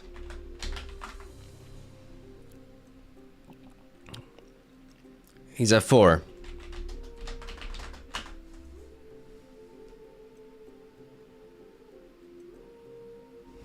You win now. You win comeback. Yeah. I pay 1.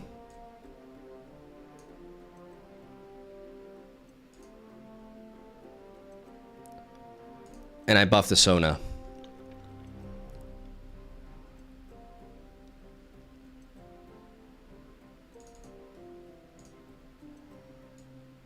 And I draw into a Watcher. That's game. Actually not. No, it's not game.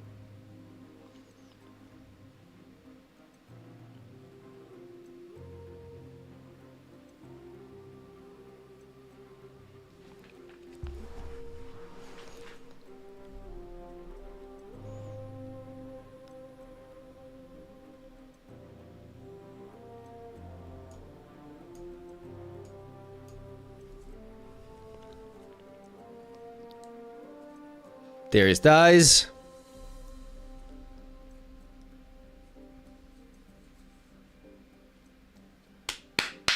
GG.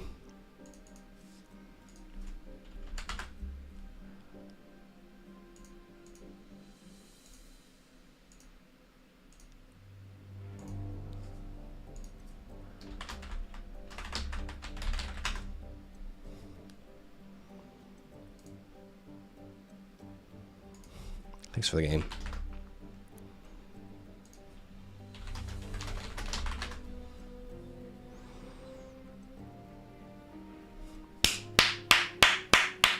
Nice. Nice. I mean, it's definitely like, when it comes to Kai'Sa, it's definitely a better version for me to play because my thwonks actually do a lot in game 1.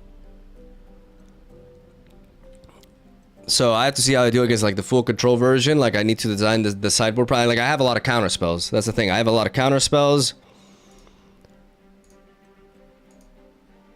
I have Emperor's Divide to dodge like battlefield triggers. There's one Defy. I have more counter spells in the sideboard. Like I sideboard all the counter spells against her. My 2 Stupefies were at the bottom. It's a bad version of Kai'Sa. Yeah, I mean, yeah, I can see that, obviously. Like, yeah. But let me enjoy my win, okay? Like, just let me have that.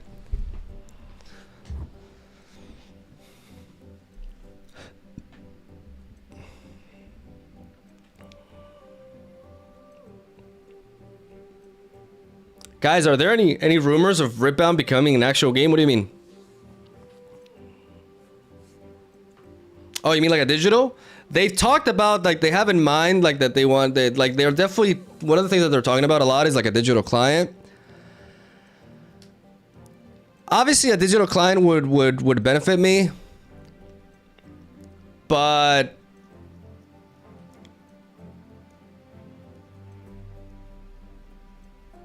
I do understand that, there's this really cool aspect about the game that because it's not digital, optimized deck lists spread a lot slower, and people, you know, there's a lot more ingenuity in this game than you would have it online. I think that's something that people don't talk about enough.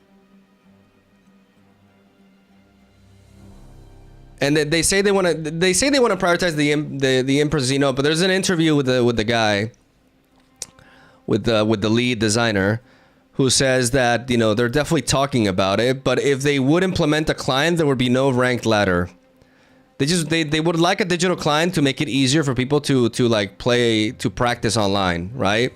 But they don't want to take away from the in-person experience. That's always going to be their focus, and I'm really okay with that, because I watched the regionals, and it's just like playing this game in person is so much more fun.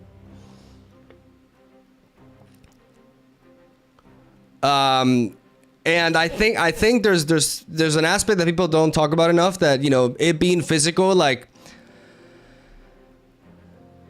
deck lists are not as spread. You know, like you may, oh, the meta decks are Draven, this and that, but every person's version of these decks is quite different. And I really like that. Are you gonna do any scrims this month? I'm gonna go to a skirmish this weekend. I want to. Have you tried playing in person? I do. Yes, I have. Yeah. I need to get good playing in person, because in person I have to be fast with like my hand movement and stuff. There's a lot of things that I gotta work on.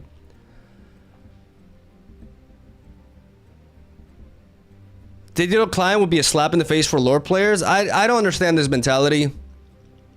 Like it comes from a lot of like the same people who said like, oh man, like this game is a slap in the face to Legend of Runeterra. Like I just don't see it that way. I never saw it that way. I never got into that line of thinking, because it's just like, okay, just because this game failed, like now they're not allowed to do another card game. Like that just doesn't, I just don't understand that point. I love Legends of Runeterra. Legends of Runeterra made my career essentially, and I am super grateful for it. And some of my best years were with it. But you know, it just went under. Like it just was not viable. There were some fundamental issues, and the player versus player died, and that's it. You know, and it's fine. Like we got. I think this game has incredible potential. I think this game is very different to Legend of Runeterra. Like it's not just like a redo of Legend of Runeterra. It's like it's a completely different game, and I am completely in love with it. And I'm not like, I have no feeling of resentment for like, oh, Legend of Runeterra died for this. I just don't feel that way. I really don't.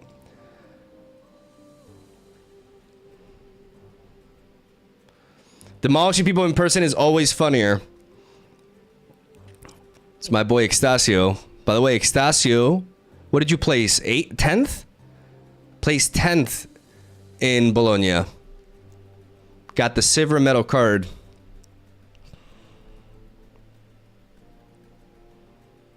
That was a beast performance. They were scared, probably.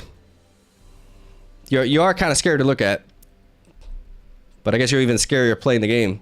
Holy shit, that was very impressive, man. I was like, wow, that was really something.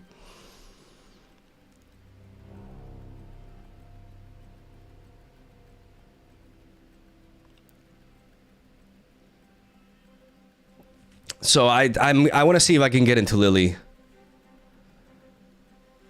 I would love to get into Lily and prep for it. Maybe I could stream a lot of it, like the preparation and stuff.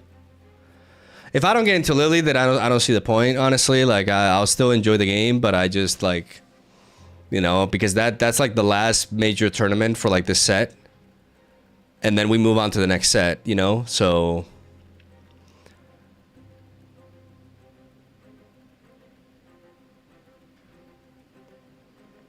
the return on investment for Legend of Runeterra was little to nothing. Riftbound, on the other hand, is making them way more money than Legend of Runeterra because there's a lot more prestige. They control what they print. And in Legend of Runeterra, everybody got all the cards immediately. And that is an aspect of card games that you can't ignore. I love the metal card thing. I love that it incentivizes people to play different shit. I understand where people are coming from when they have an issue with that. Like, I get it.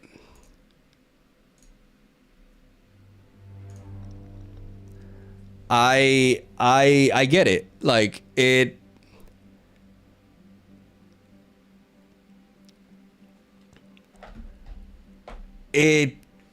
reason why some people don't like it is because it's like, my brain's a bit fried. The reason why some people don't like it is because it kind of makes the meta a little bit wacky sometimes. Like sometimes you go into a tournament and you run into really random stuff that you just, but at the same time, like, as a competitor, my take is, as a competitor, you can't just prepare for the top tier. You have to prepare every matchup. Like, that's what you got to do. You got to understand, like, the best players have to understand what every single legend is ultimately capable of. And you have to make a good deck that can match up, that can deal with... Like, I think, you know, I don't think you have to tech against everything. I think if you have a strong deck, it will perform well. And I love the incentive that it gives people. I'm not saying it's a perfect system. Like I haven't even played in a regional or anything, but as a viewer, like watching the regionals and stuff, it was always so exciting to see, like when people are playing something like Rek'Sai or Azir or something like that, instead of just like Draven mirrors. I think the Vegas top 8 kind of got, it was a bit of a sour finale, you know, with the top 4 being Draven. I think that made a lot of people lose some interest, you know, like it's just, and I really like it. Like the Volleyball, I saw this video of like this guy who won the medal card with Volibear, and it was he made a great video.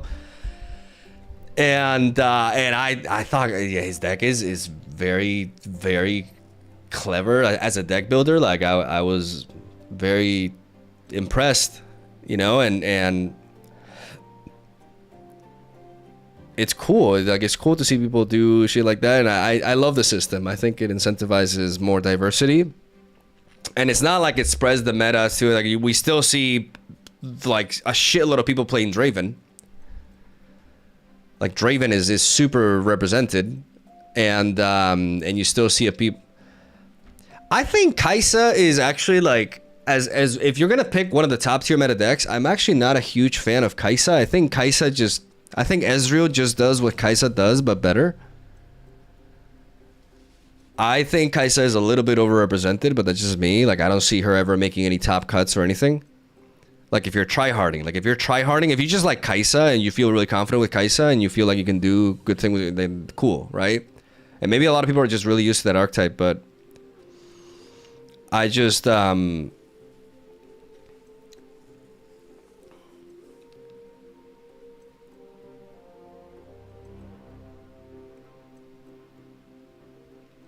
would you be okay with a ban wave? I would be okay with Cult Shot being banned. I would like to see Cult Shot being banned. If they ban something, they should. Oh, Shermy subscribed, and that's a reminder.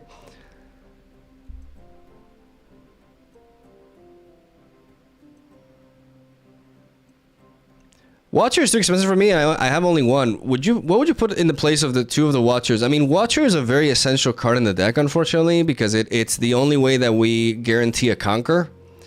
But if you have to replace it for other stuff, I don't know what to tell you right now. Maybe try stuff like Blitzcrank. Maybe put Charm. You can try stuff like that for a bit more interaction instead. Kai'Sa is so good versus Draven, but if you get Irelia or Yi, it's GG's. Yeah, I think Master Yi is a rough matchup for me. Especially if they play like greedy versions with if they play like that artifact and stuff. Like Master Yi is definitely a matchup that I would have to practice, because I know that deck is not. It's not like top tier represented, but it does get played quite a bit, I think.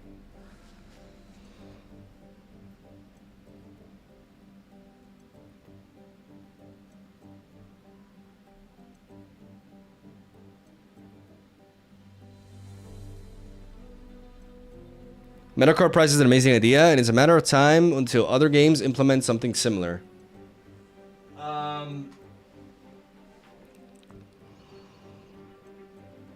It is. Hard agree.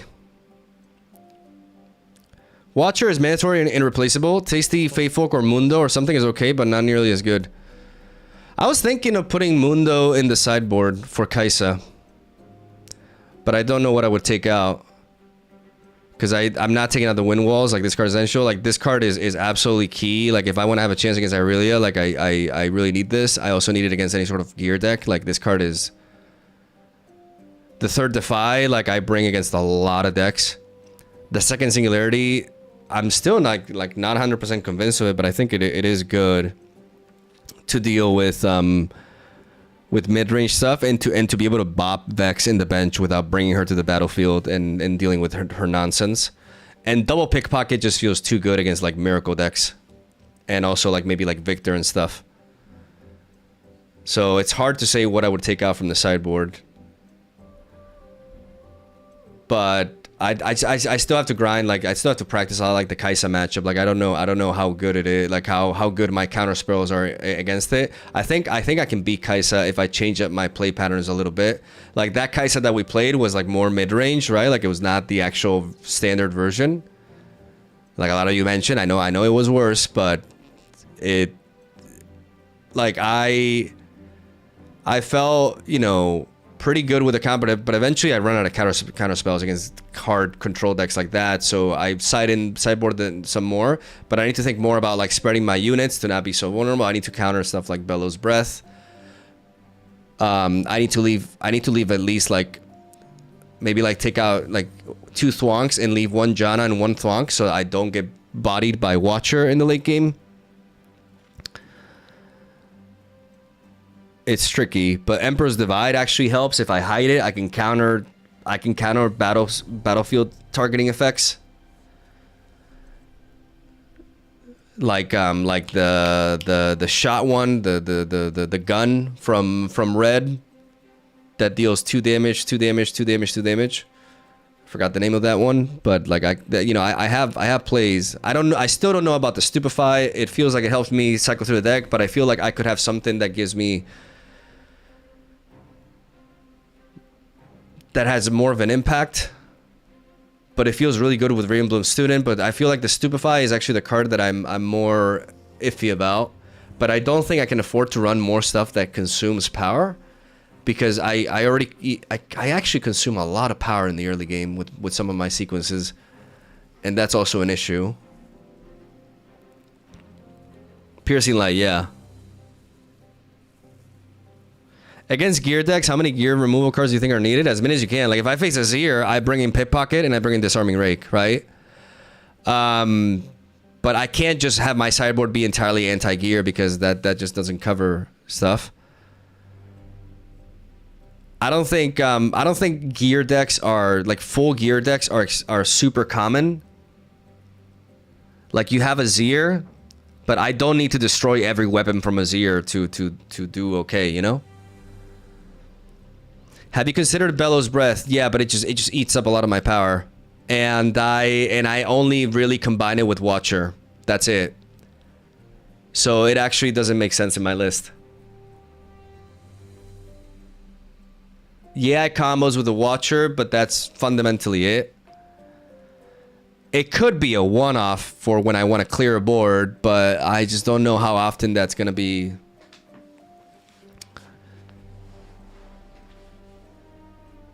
Like, keep in mind that I have 5 Mind Runes, so playing Watcher and Bellows Breath on the same turn requires me to sack 3 of them. And that's not always, I mean, that most of the time that should be possible, actually. But in this deck, it just doesn't, like, it could, you could make an argument for it, like, as a sideboard card, like, for some very, you know, because it could put in the work, but it only ever does something when I build up to Watcher to clear. But it actually, it's not something that I want to rule out 100%. I'm like 90% there, but I don't want to rule it out 100%, you know?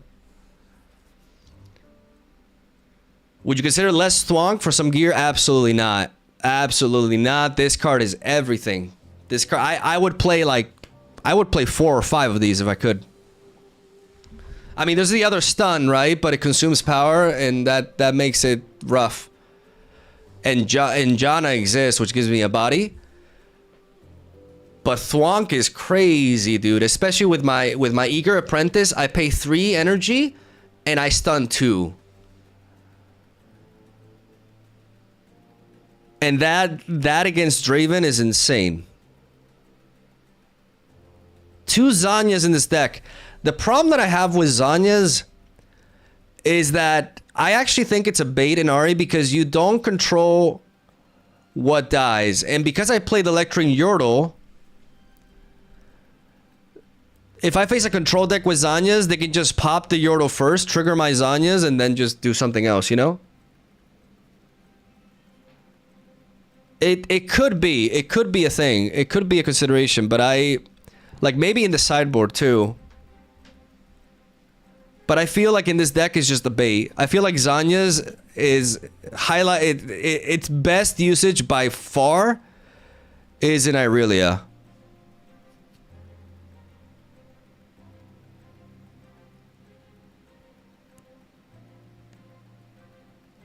Your list is very solid. If anything, I would try to find some charms. Yeah. I think the Stupefy is the more questionable card.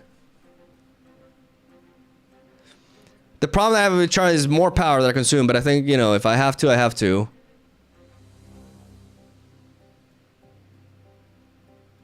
It's just draw. Like Stupefy does more than it seems.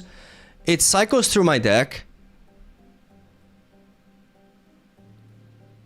It triggers my Ravenloom Student, and it can help me conquer some in some situations like early as well. I do take it out against like Irelia, for example, but it's not incredible, but I've never had a game where I was like, God damn it, I have Stupefy in my hand, because I just pay 1 energy and I cycle through my deck, you know? Why Emperor's Divide? Emperor's Divide is the heart of this deck. If the Thousand Tail Watcher is the lungs, the Emperor Divide is the heart. It is everything. It is absolutely everything. It is the reason I can win games. I can focus on one battlefield, and then I can Emperor's Divide. I can swap it around. I can bring in Watcher, and I can demolish them.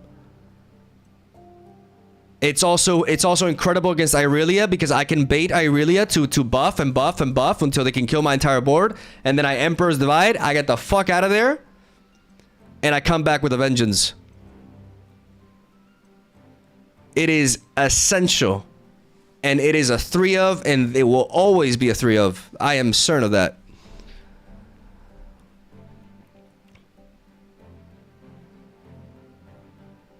Thoughts on 2 watches instead of 3? I thought about that, but when I face it, I could consider it. But when I face big boy decks, or like sorry, unit decks like Draven and stuff like that, like the Watcher is so important. Like knowing, like if I play 3, I guarantee, pretty much no matter what, I guarantee that when I need a Watcher, I will always have it. But I could side 1, yeah. Maybe 2 is enough. Maybe 2 is enough. That's a good point. It could be. The archetype baits you into holding battlefields, but holding this meta is hard. Yeah, but people say that you have to hold with Ahri, and that's all you do, and that's where I think people fall into, like, that's a bait of line of thing that you think, I don't have to send all my units to hold. I can split my units. I can be flexible with my play patterns. I can use some Emperor's Divide early to sneak in some conquers. Green on Ahri is a side must, by the way. A one-off of that Ahri. Why? Against what do I bring that?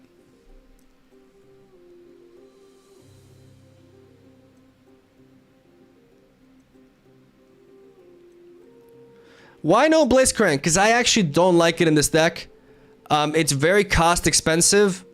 It's only really ever doing something when I'm already like controlling a board. And because some of the biggest problems like that I need to interact with are like Irelia and Vex. So spending 5 energy to bring them to the front to the battlefield, it's just not. I think that card is a trap. Charm is a very strong consideration, but I don't like Blitzcrank. The power cost is pretty big on it too. Like you're spending a lot of energy and you're spending a power. So this deck already eats up a lot of power. You can put it on Champion Zone post side. I can put it on Champion Zone post side. I can do that.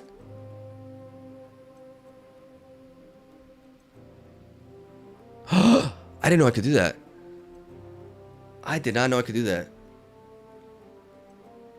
Oh my god, that changes so, oh my god, that changes everything.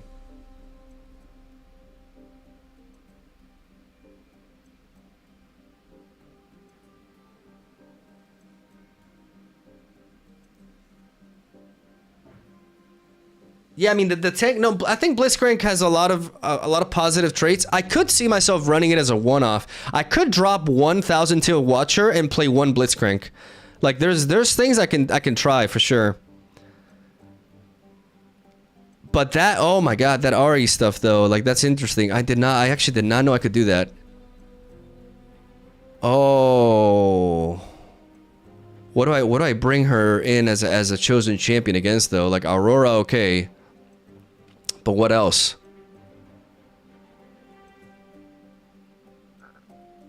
Because she's not good against control.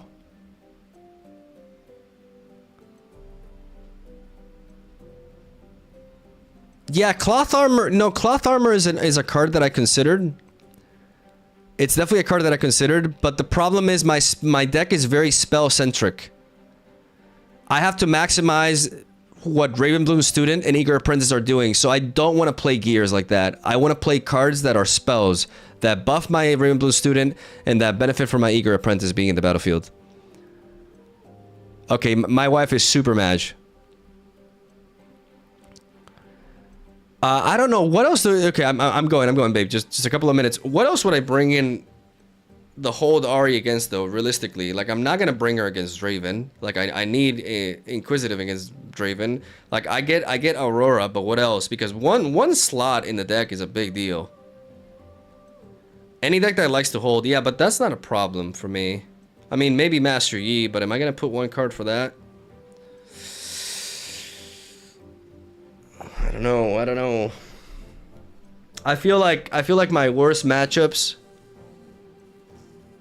prioritize over that.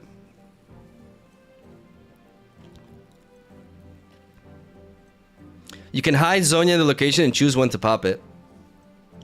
Yeah, I mean, maybe I'm underestimating Zonya's, but it's a gear, you know, it's a gear. Like I like playing spells.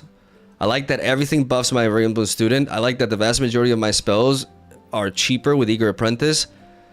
Like it just makes my deck is incredibly mana efficient, because if I have a Sona and an Eager Apprentice, then I just have so many plays, and that's why I have to run so much card draw, because I cannot run out of gas.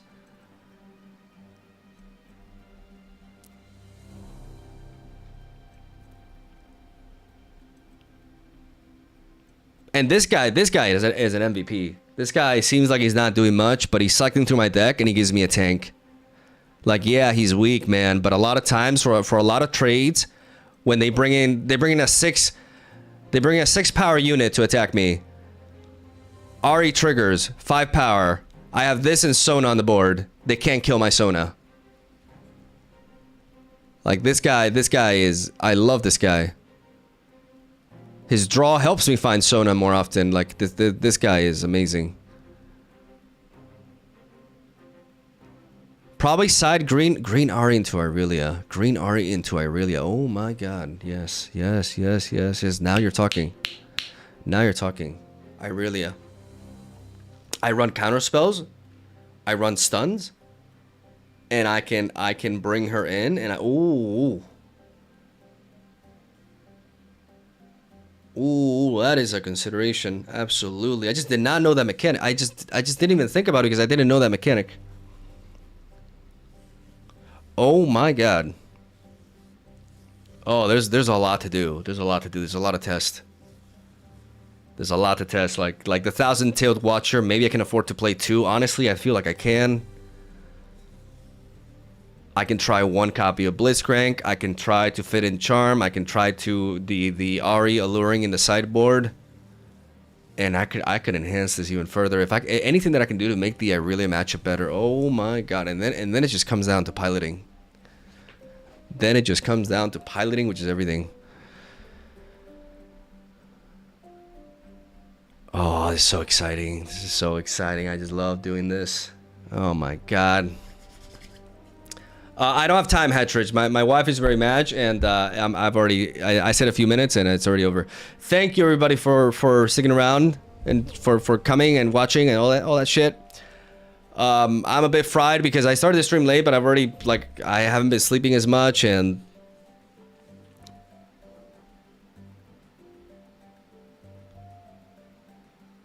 but I really I appreciate you all. I hope you're excited for me. Like let me know if you're excited for more Riftbound streams. I don't know how enjoyable this was. Like I was very focused in the games and stuff, but you want to see more or no? I'll do it.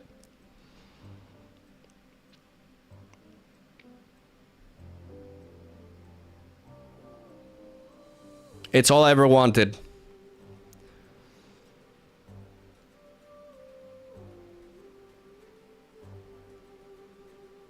Okay, now we're talking. Let your voice be heard!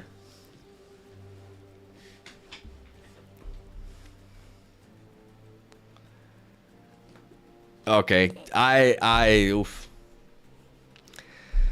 I'm a bit winded though. Love you, have a soul day. Thank you for watching. Have a good one. I'll see you next time. Cheers.